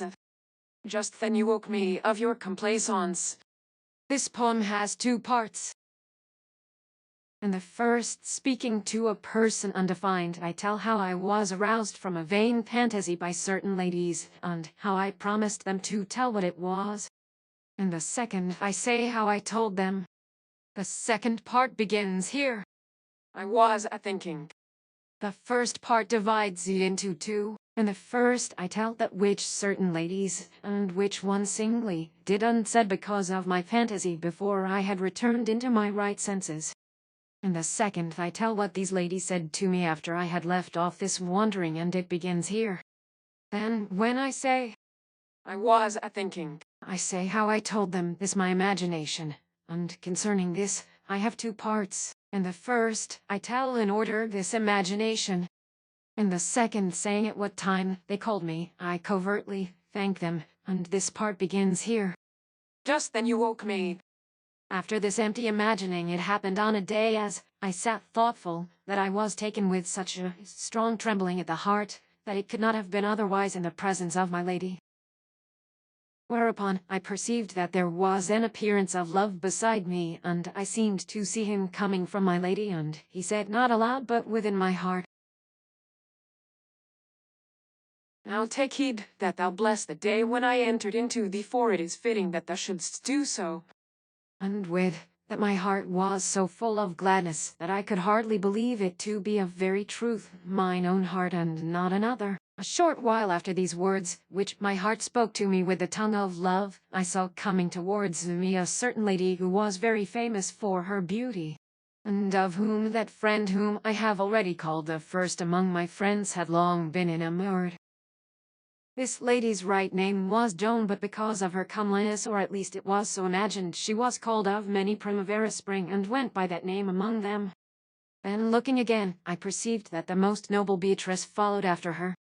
And when both these ladies had passed by me, it seemed to me that love spake again in my heart, saying, She that came first was called Spring, only because of that which was to happen on this day. And it was I myself who caused that name to be given her, seeing that as the spring cometh first in the year, so should she come first on this day, when Beatrice was to show herself after the vision of her servant. And even if thou go about to consider her right name, it is also as one should say, she shall come first, inasmuch as her name, Joan, is taken from that John who went before the true light, saying, Ego vox clamantis in deserta parit viam domini.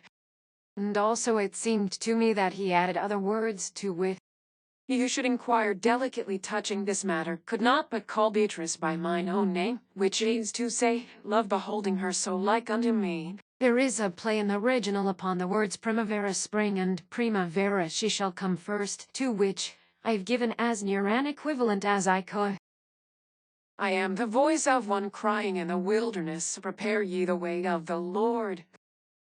And I, having thought of this, imagined to write it with rhymes, and sent it unto my chief friend, but setting aside certain words which seemed proper to be set aside, because I believed that his heart still regarded the beauty of her that was called spring.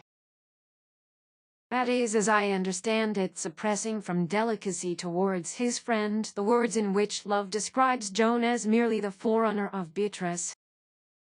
And perhaps in the latter part of this sentence a reproach is gently conveyed to the fickle Guido Cavalcanti, who may already have transferred his homage, though Dante had not then learned it from Joan, to Mandetta. And I wrote this sonnet. I felt a spirit of love begin to stir within my heart, long time unfelt till then, and saw love coming towards me fair and fain, that I scarce knew him for his joyful cheer, saying, Be now indeed my worshipper. And in his speech he laughed and laughed again, and while it was his pleasure to remain, I chanced to look the way he had drawn near, and saw the ladies Joan and Beatrice approach me, this the other following, one and a second marvel instantly. And even as now my memory speaketh this, love spake it then. The first is Tristan spring, the second love, she is so like to me. This sonnet has many parts, whereof the first tells how I felt awakened within my heart the accustomed tremor, and how it seemed that love appeared to me joyful from afar. The second says how it appeared to me that love spake within my heart, and what was his aspect. The third tells how after he had in such wise been with me a space, I saw and heard certain things.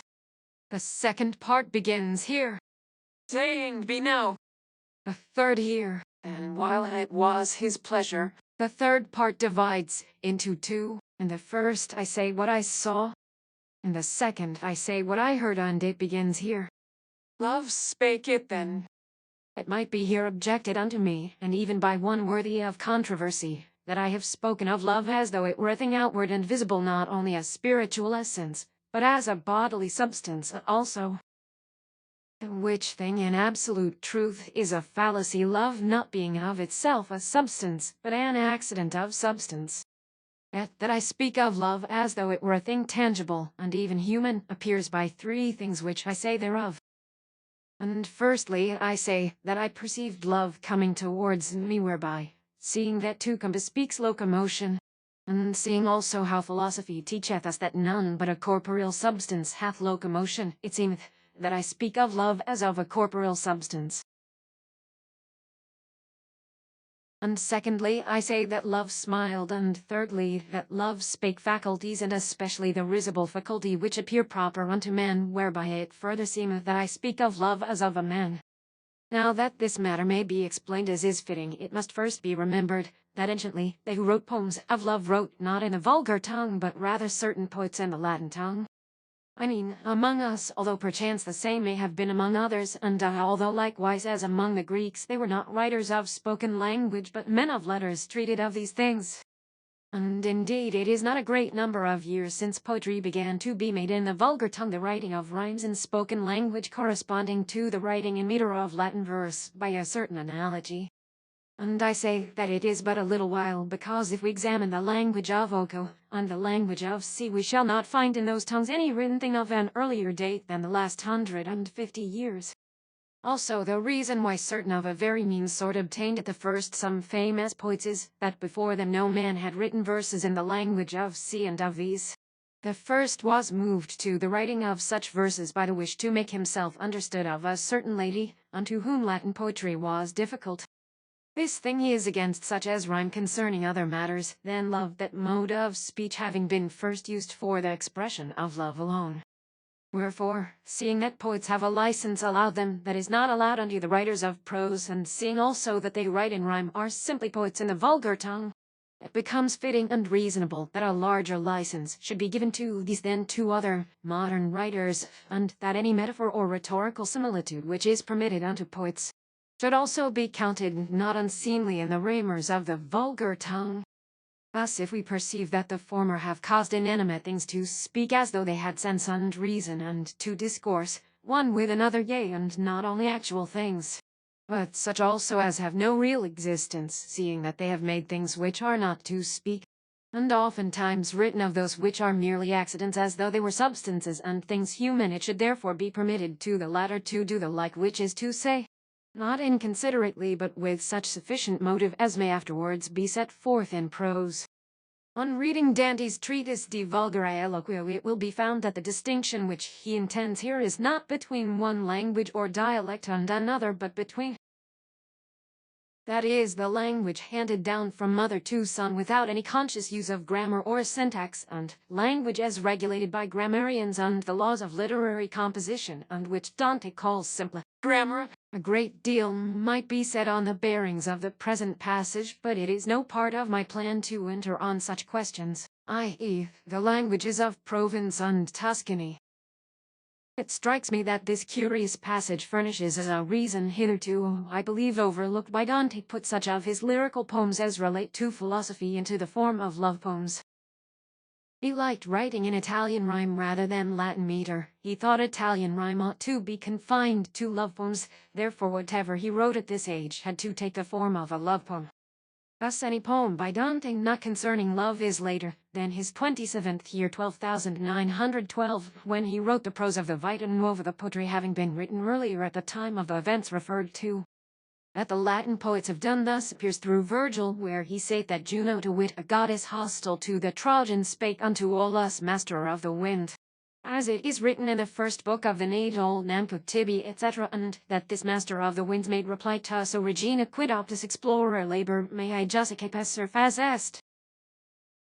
And through the same poet, the inanimate thing speaketh unto the animate, in the third book of the Aeneid, where it is written Dardan duri, etc.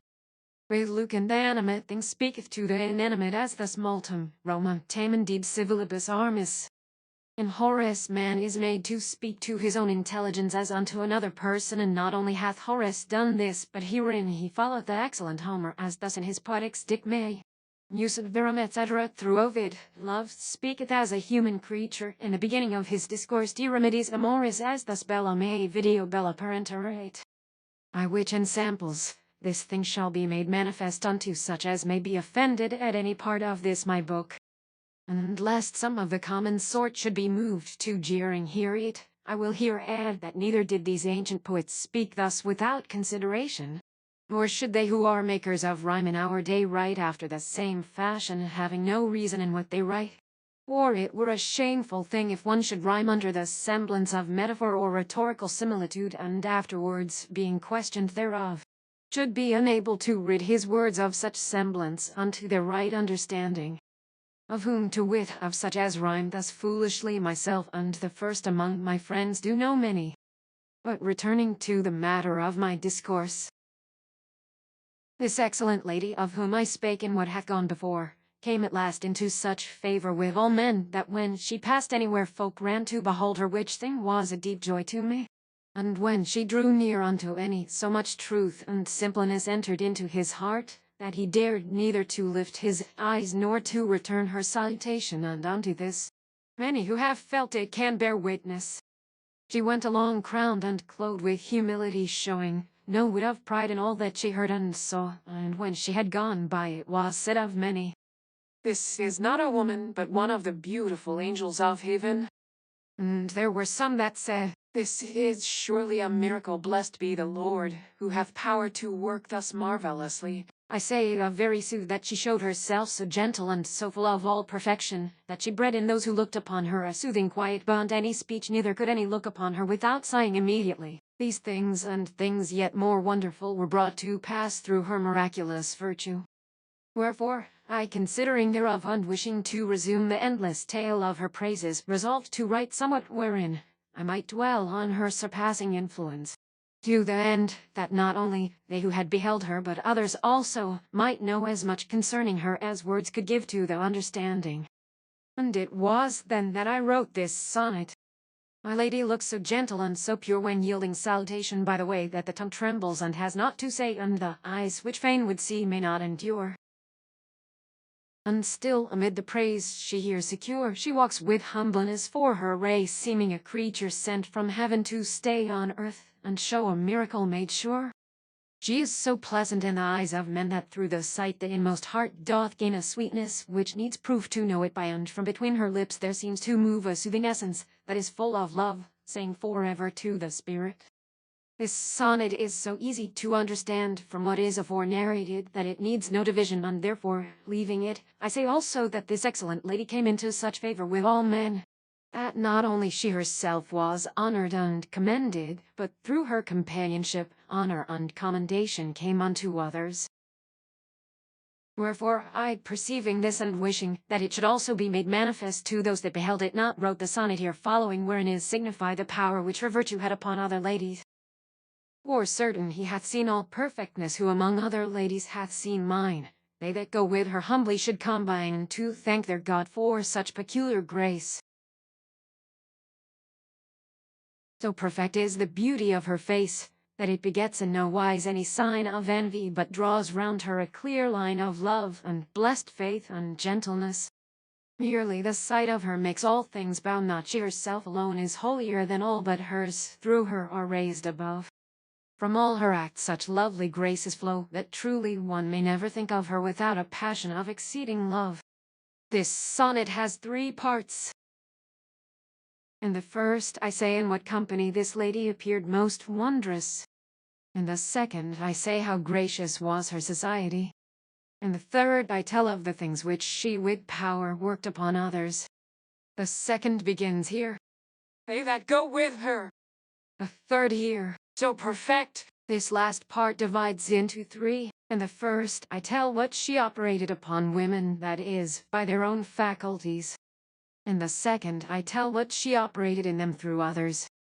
In the third, I say how she not only operated in women, but in all people, and not only while herself present, but by memory of her operated wondrously. The second begins here. The third here.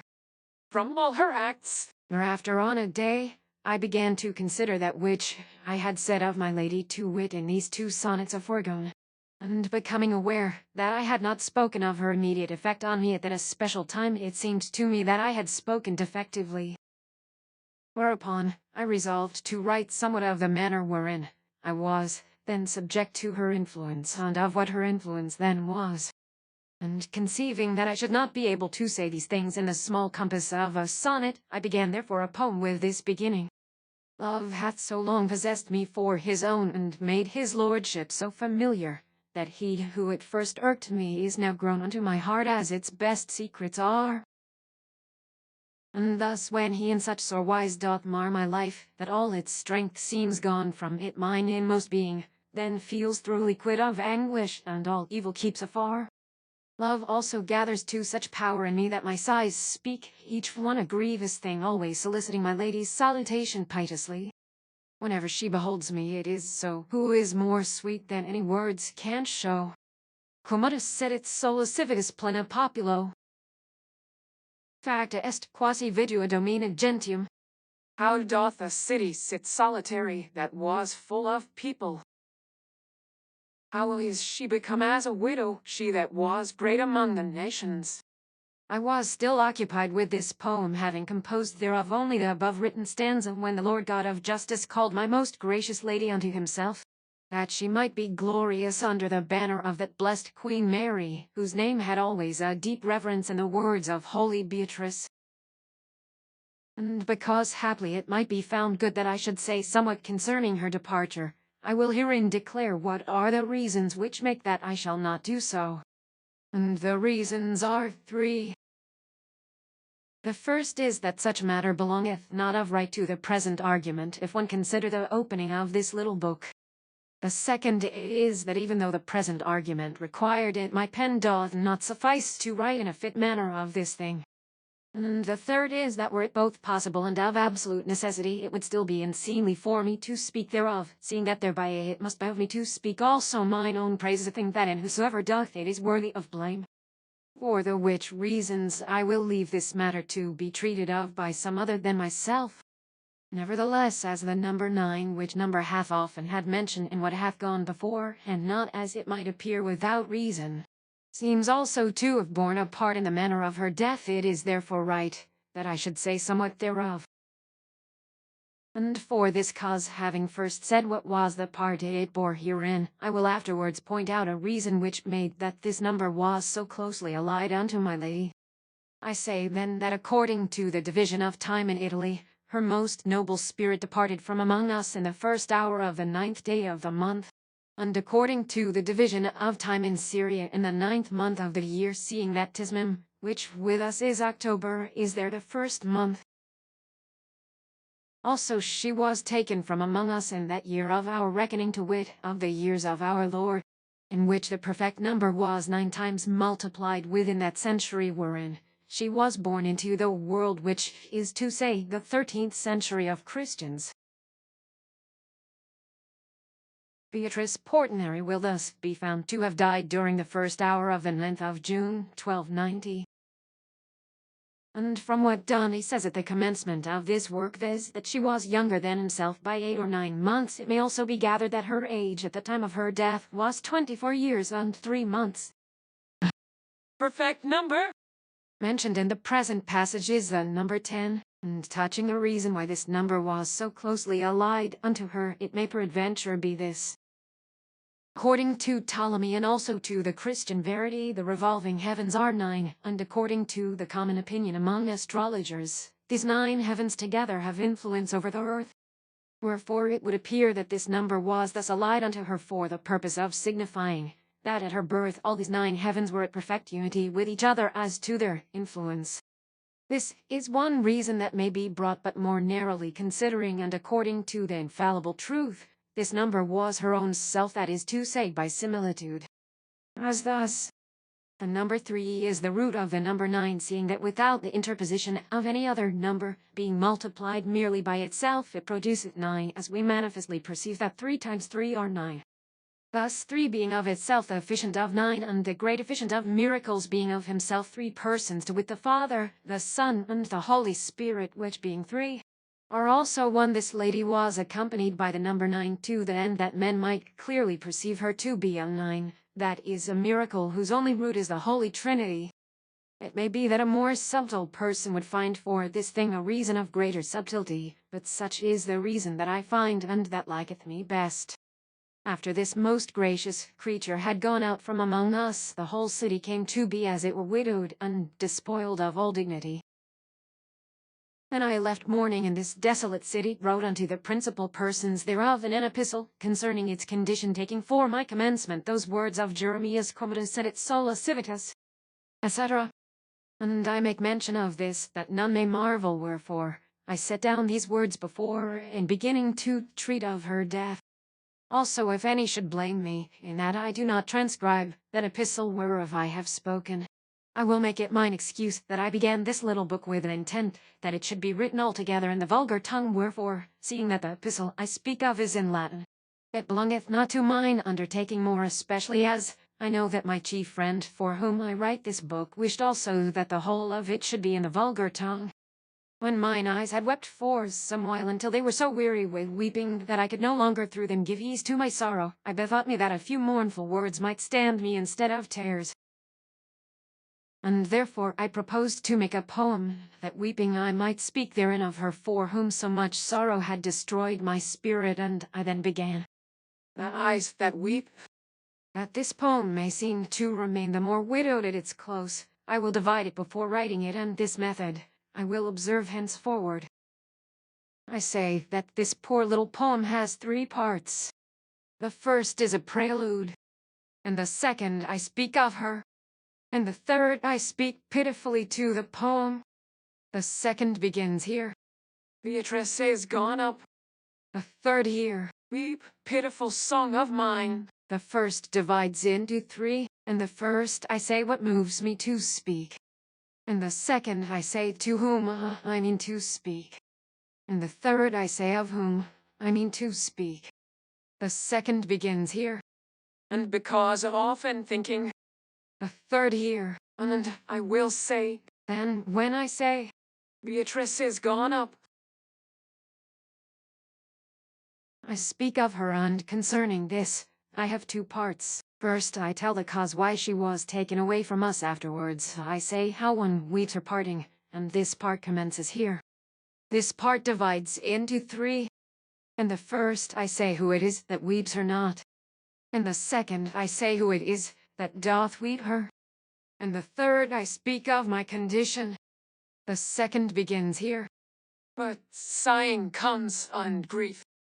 With sighs, Then when I say, weep, pitiful song of mine, I speak to this my song, telling it what ladies to go to and stay with. The eyes that weep for pity of the heart have wept so long that their grief languisheth, and they have no more tears to weep withal. And now if I would ease me of a part of what little by little leads to death, it must be done by speech or not at all.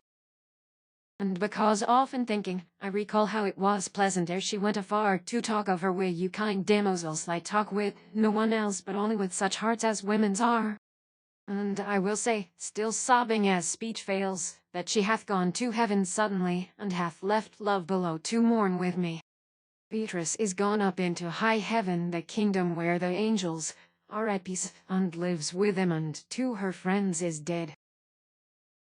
Not by the frost of winter was she driven away like others, nor by summer heats, but through a perfect gentleness instead.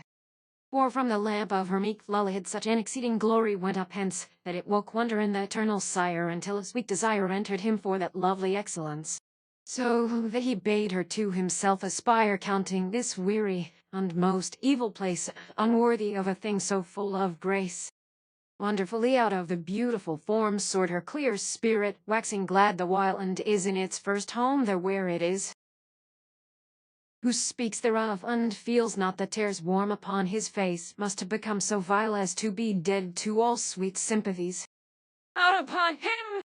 An abject wretch like this may not imagine anything of her, he needs no bitter tears for his relief. But sighing comes, and grief, and that desire to find no comforter, save only death, who makes all sorrow brief to him who for a while turns in his thought how she hath been among us, and is not. With sighs my bosom always laboureth in thinking, as I do continually, of her for whom my heart now breaks apace, and very often when I think of death, such a great inward longing comes to me that it will change the colour of my face, and if the idea settles in its place, all my limbs shake as with an ague of it, till, starting up in wild bewilderment, I do become so shent that I go forth, lest folk misdoubt of it. Afterward, calling with a sore lament on Beatrice, I ask, Canst thou be dead? and calling on her, I am comforted. Grief with its tears and anguish with its sighs come to me now whene'er I am alone, so that I think the sight of me gives pain. And what my life hath been that living dies, since for my lady the new birth's begun, I have not any language to explain. And so, dear ladies, though my heart were fain, I scarce could tell indeed how I am thus. All joy is with my bitter life at war, yea, I am fallen so far that all men seem to say, eyeing my cold white lips, how dead they are. But she, though I be bowed unto the dust, watches me, and will guerdon me, I trust. Weep, pitiful song of mine, upon thy way to the dames going, and the damosels for whom and for none else thy sisters have made music many a day. Thou that art very sad, and not as they go dwell, thou with them as a mourner dwells. After I had written this poem, I received a visit of a friend whom I counted as second unto me in the degrees of friendship, and who moreover had been united by the nearest kindred to that most gracious creature. And when we had a little spoken together, he began to solicit me that I would write somewhat in memory of a lady who had died, and he disguised his speech so as to seem to be speaking of another who was but lately dead, wherefore I, perceiving that his speech was of none other than that blessed one herself, told him that it should be done as he required. Then afterwards, having thought thereof, I imagined to give vent in a sonnet to some part of my hidden lamentations, but in such sort that it might seem to be spoken by this friend of mine to whom I was to give it. And the sonnet saith thus: Staying now with me. This sonnet has two parts. In the first I call the faithful of love to hear me. In the second, I relate my miserable condition. The second begins here. Mark how they force. Staying now with me, and listen to my sighs, ye piteous hearts, as pity bids ye do. Mark how they force their way out and press through. If they be once pent up, the whole life dies. Seeing that now indeed my weary eyes oftener refuse than I can tell to you, even though my endless grief is ever new, to weep and let the smothered anguish rise. Also in sighing ye shall hear me call on her whose blessed presence doth enrich the lonely home that well befitteth her, and ye shall hear a bitter scorn of all sent from that inmost of my spirit in speech, that mourns its joy and its joy's minister. But when I had written this sonnet, bethinking me who he was to whom I was to give it, that it might appear to be his speech, it seemed to me that this was but a poor and barren gift for one of her so near kindred. Wherefore, before giving him this sonnet, I wrote 2 stanzas of a poem, the first being written in very sooth as though it were spoken by him, but the other being mine own speech, albeit unto one who should not look closely, they would both seem to be said by the same person.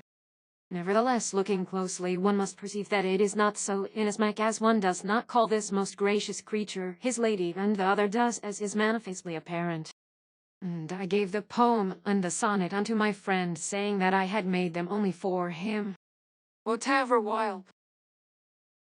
And has 2 parts. In the first, that is, in the first stanza, this my dear friend her kinsman laments. In the second, I lament, that is, in the other stanza, which begins. And thus it appears that in this poem 2 persons lament, of whom one laments as a brother, the other as a servant.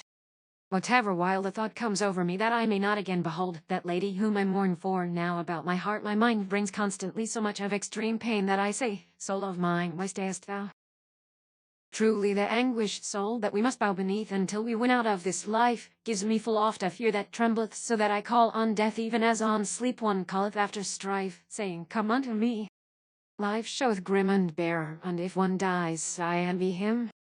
For ever among all my sighs which burn there is a piteous speech, that clamours upon death continually, yea, unto him doth my whole spirit turn, since first his hand did reach my lady's life with most foul cruelty. But from the height of woman's fairness, she going up from us with the joy we had, grew perfectly and spiritually fair, that so she spreads even there a light of love which makes the angels glad, and even unto their subtle minds can bring us certain of profound marvelling. On that day which fulfilled the years since my lady had been made of the citizens of eternal life, remembering me of her as I sat alone, I betook myself to draw the resemblance of an angel upon certain tablets. And while I did thus, chancing to turn my head, I perceived that some were standing beside me, to whom I should have given courteous welcome, and that they were observing what I did. Also I learned afterwards that they had been there a while before I perceived them. Perceiving whom, I rose for salutation, and said, thus according to some texts. The majority, however, add the words, And therefore was I in thought. but the shorter speech is perhaps the more forcible and pathetic. Afterwards, when they had left me, I set myself again to mine occupation, to wit, to the drawing figures of angels, in doing which I conceived to write of this matter in rhyme as for her anniversary, and to address my rhymes unto those who had just left me. It was then that I wrote the sonnet which saith, and as this sonnet hath 2 commencements, it behoveth me to divide it with both of them here. I say that according to the first, this sonnet has 3 parts. In the first, I say that this lady was then in my memory. In the second, I tell what love therefore did with me. In the third, I speak of the effects of love. The second begins here. The third here. Forth went they. This part divides into 2. In the one I say that all my sighs issued speaking. In the other I say how some spoke certain words different from the others. The second begins here. In this same manner is it divided with the other beginning, save that in the first part I tell when this lady had thus come into my mind, and this I say not in the other. That lady of all gentle memories had lighted on my soul, whose new abode lies now, as it was well ordained of God, among the poor in heart where Mary is. Love, knowing that dear image to be his, woke up within the sick heart's sorrow, bowed unto the sighs which are its weary load, saying, and they went forth, I was forth, went they from my breast, that throbbed and ached with such a pang as oftentimes will bathe mine eyes with tears when I am left alone. And still those sighs which drew the heaviest breath came whispering thus.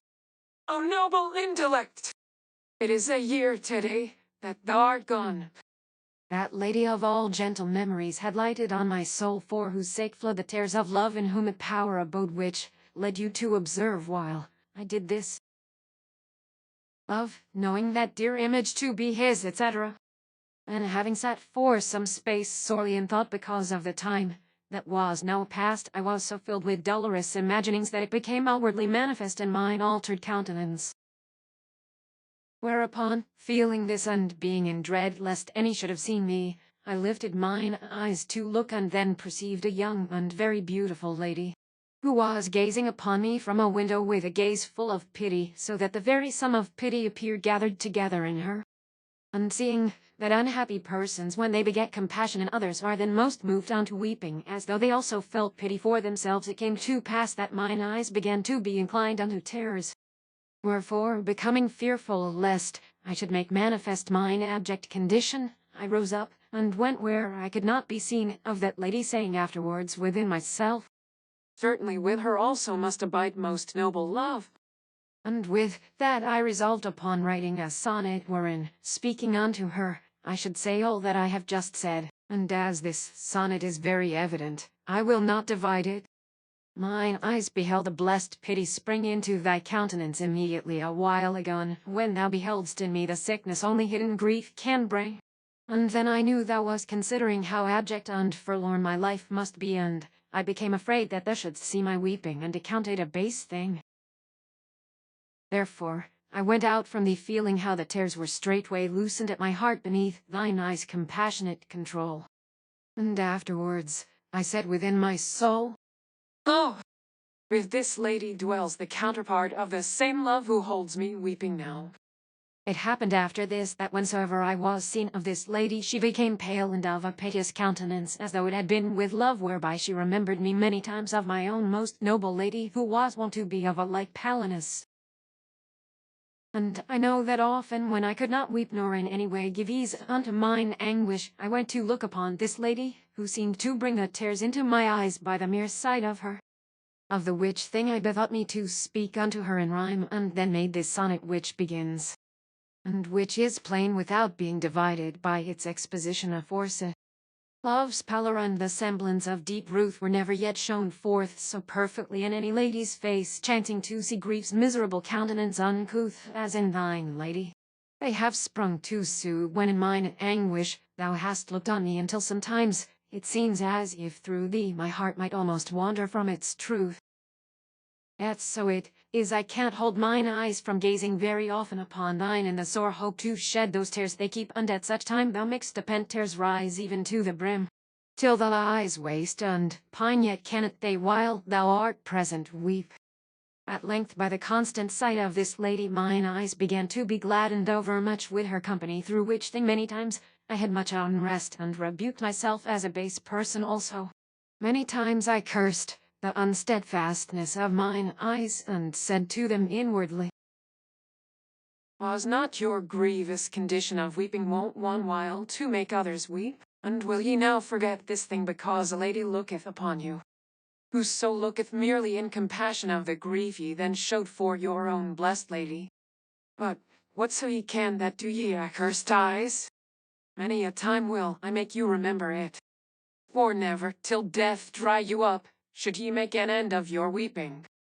And when I had spoken thus unto mine eyes, I was taken again with extreme and grievous sighing.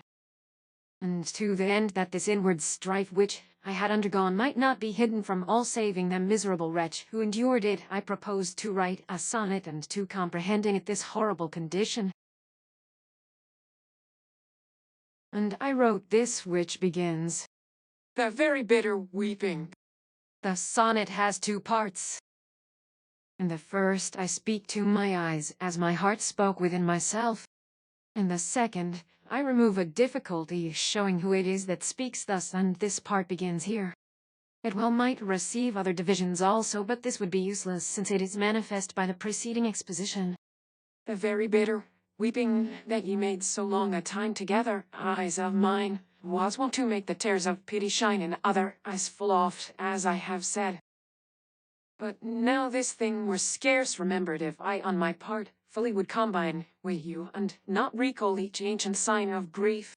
And her for whom your tears were shed, it is your fickleness that doth betray my mind to fears, and makes me tremble thus what while a lady greets me with her eyes. Except by death, we must not any way forget our lady who is gone from us. So far doth my heart utter and then sighs. The sight of this lady brought me into so unwonted a condition, that I often thought of her as of one too dear unto me, and I began to consider her thus.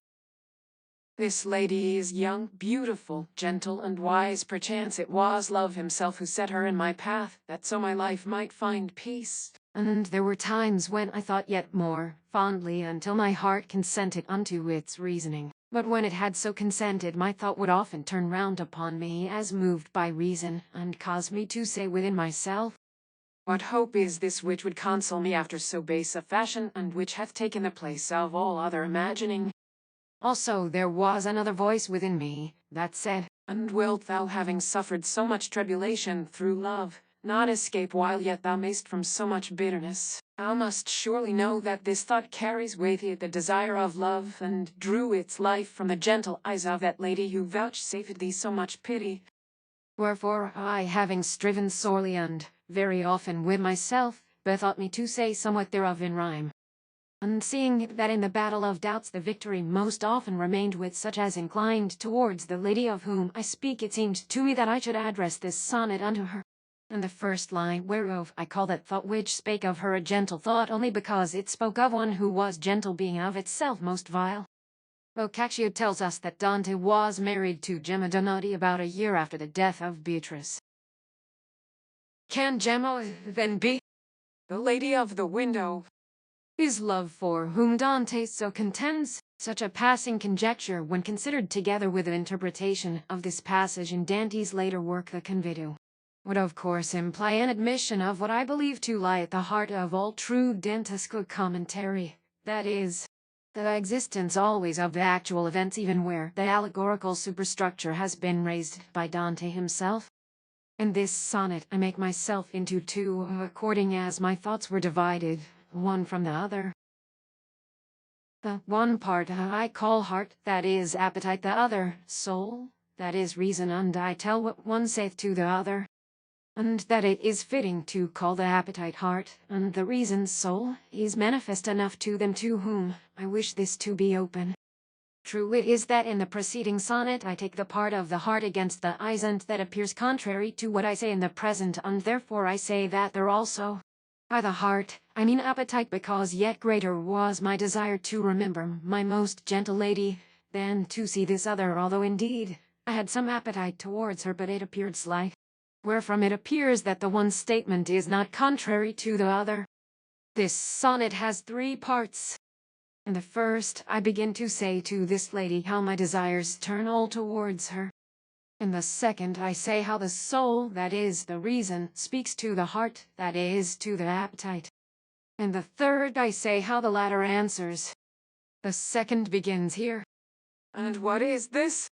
The third here. And the heart answers. A gentle thought there is will often start within my secret self to speech of thee, also of love it speaks so tenderly, that much in me consents and takes its part. And what is this? The soul saith to the heart,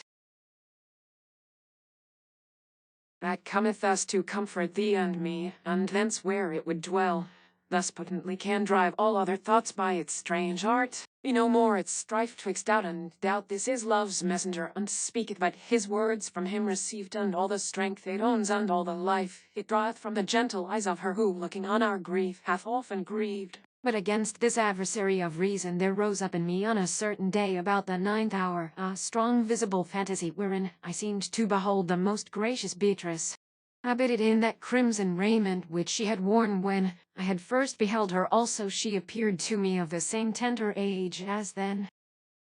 Whereupon I fell into a deep thought of her, and my memory ran back according to the order of time unto all those matters in the which she had borne a part.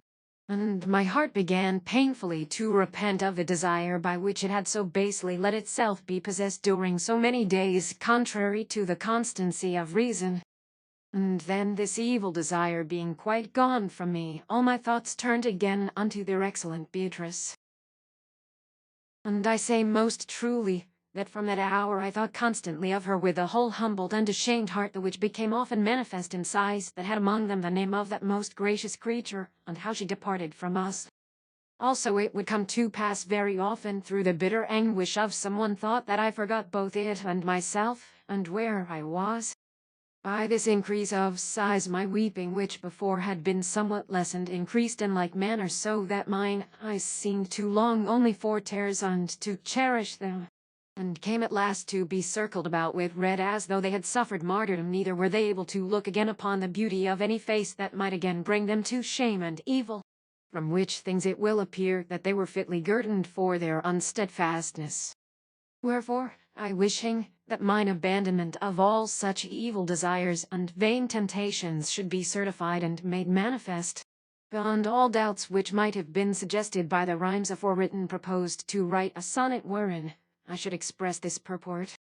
And I then wrote, Was me, I said, was me, because I was ashamed of the trifling of mine eyes. This sonnet I do not divide, since its purport is manifest enough. was me. By dint of all these sighs that come forth of my heart, its endless grief to prove, mine eyes are conquered, so that even to move their lids for greeting is grown troublesome. They wept so long, that now they are grief's home, and count their tears all laughter far above. They wept till they are circled, now by love with a red circle in sign of martyrdom. These musings and the sighs they bring from me are grown at last so constant and so sore, that love swoons in my spirit with faint breath, hearing in those sad sounds continually the most sweet name that my dead lady bore, with many grievous words touching her death. About this time it happened that a great number of persons undertook a pilgrimage, to the end that they might behold that blessed portraiture bequeathed unto us by our Lord Jesus Christ as the image of his beautiful countenance, upon which countenance my dear lady now looketh continually. And certain among these pilgrims, who seemed very thoughtful, passed by a path which is well nigh in the midst of the city where my most gracious lady was born and abode, and at last died. Qual ecoloe force di crozia viena veter la veronica nostra per l'antica fama non si sasia modis nel pensier fin si mostra, Signor mio Gesù Cristo, e Dio veris orfusi fat la sembianza vostre. And I, beholding them, said within myself, These pilgrims seem to be come from very far, and I think they cannot have heard speak of this lady, or know anything concerning her. Their thoughts are not of her, but of other things, it may be, of their friends who are far distant, and whom we in our turn know not. And I went on to say, I know that if they were of a country near unto us, they would in some wise seem disturbed, passing through this city which is so full of grief. If I could speak with them a space, I am certain that I should make them weep before they went forth of this city, for those things that they would hear from me must needs beget weeping in any. And when the last of them had gone by me, I bethought me to write a sonnet showing forth mine inward speech, and that it might seem the more pitiful, I made as though I had spoken it indeed unto them. And I wrote this sonnet, which beginneth, Ye pilgrim folk! I made use of the word pilgrim for its general signification, for may be understood in two senses, one general and one special. General, so far as any man may be called a pilgrim who leaveth the place of his birth, whereas more narrowly speaking, he only is a pilgrim who goeth towards or frowards the house of St. James. For there are three separate denominations proper unto those who undertake journeys to the glory of God. They are called palmers, who go beyond the seas eastward, whence often they bring palm branches. And pilgrims, as I have said, are they who journey unto the holy house of Galatia, seeing that no other apostle was buried so far from his birthplace as was the blessed St. James. And there is a third sort, who are called roamers, and that they go whither, these whom I have called pilgrims, went, which is to say, unto Rome. This sonnet is not divided, because its own words sufficiently declare it. Ye pilgrim folk, advancing pensively as if in thought of distant things, I pray, Is your own land indeed so far away as by your aspect it would seem to be that this our heavy sorrow leaves you free though passing through the mournful town midway? Like unto men that understand, today, nothing at all of her great misery? Yet, if ye will but stay whom I accost, and listen to my words a little space a-going, ye shall mourn with a loud voice. It is her Beatrice, that she hath lost, of whom the least word spoken holds such grace that men weep hearing it and have no choice. A while after these things 2 gentle ladies sent unto me, praying that I would bestow upon them certain of these my rhymes. And I, taking into account their worthiness and consideration, resolved that I would write also a new thing, and send it them together with those others, to the end that their wishes might be more honorably fulfilled. Therefore I made a sonnet which narrates my condition, and which I caused to be conveyed to them, accompanied by the one preceding, and with that other which begins. And the new sonnet is On the spear. This sonnet comprises 5 parts. In the first I tell whither my thought goeth, naming the place by a name of one of its effects. In the second I say wherefore it goeth up, and who makes it go thus. In the third I tell what it saw, namely, a lady honored. And I then call it, because it goes up spiritually and like a pilgrim who is out of his known country. In the fourth I say how the spirit sees her such that is in such quality, that I cannot understand her, that is to say, my thought rises into the quality of her in a degree that my intellect cannot comprehend, seeing that our intellect is towards those blessed souls like our, I weak against the sun. And this the philosopher says in the second of the Metaphysics. In the fifth I say, that although I cannot see there whither my thought carries me, that is, to her admirable essence, I at least understand this, namely, that it is a thought of my lady, because I often hear her name therein. And at the end of this 5th part I say, to show that they are ladies to whom I speak. The 2nd part begins, A new perception. the 3rd, When it hath reached it, it sees her such. the 5th, And yet I know it might be divided yet more nicely, and made yet clearer, but this division may pass, and therefore I stay not to divide it further. Beyond the sphere which spreads to widest space now soars the sight that my heart sends above. A new perception born of grieving love guideth it upward the untrodden ways. When it hath reached unto the end and stays, it sees a lady round whom splendors move in homage, till by the great light thereof abashed the pilgrim's spirit stands at gaze. It sees her such that when it tells me this which it hath seen, I understand it not. It hath a speech so subtle and so fine. And yet I know its voice within my thought often remembereth me of Beatrice, so that I understand it, ladies mine. After writing this sonnet, it was given unto me to behold a very wonderful vision, wherein I saw things which determined me that I would say nothing further of this most blessed one until such time as I could discourse more worthily concerning her. And to this end I labor all I can, as she well knoweth. Wherefore, if it be his pleasure, through whom is the life of all things, that my life continue with me a few years, it is my hope that I shall yet write concerning her what hath not before been written of any woman. After the which may it seem good unto him who is the master of grace, that my spirit should go hence to behold the glory of its lady, to wit, of that blessed Beatrice, who now gazeth continually on his countenance, qui est per omnia scilo benedictus. Las Dio. This we may believe to have been the vision of hell, purgatory, and paradise, which furnish the triple argument of the Divina Commedia.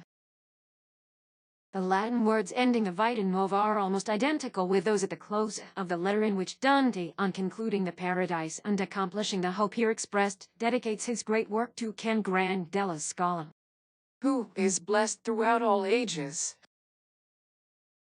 A Citadel edition of D.G. Rossetti's works. Volumes now ready. The House of Life, a sonnet sequence. Ballads, Rosemary, the White Ship, the King's Tragedy. The New Life La Vita Nuova of Dante Alighieri. Small A4 with photogravure frontispieces, cloth extra, gilt edges, price 2/6 per vol net. Other volumes are in preparation. Ellis and LV 29, New Bond Street, London, W.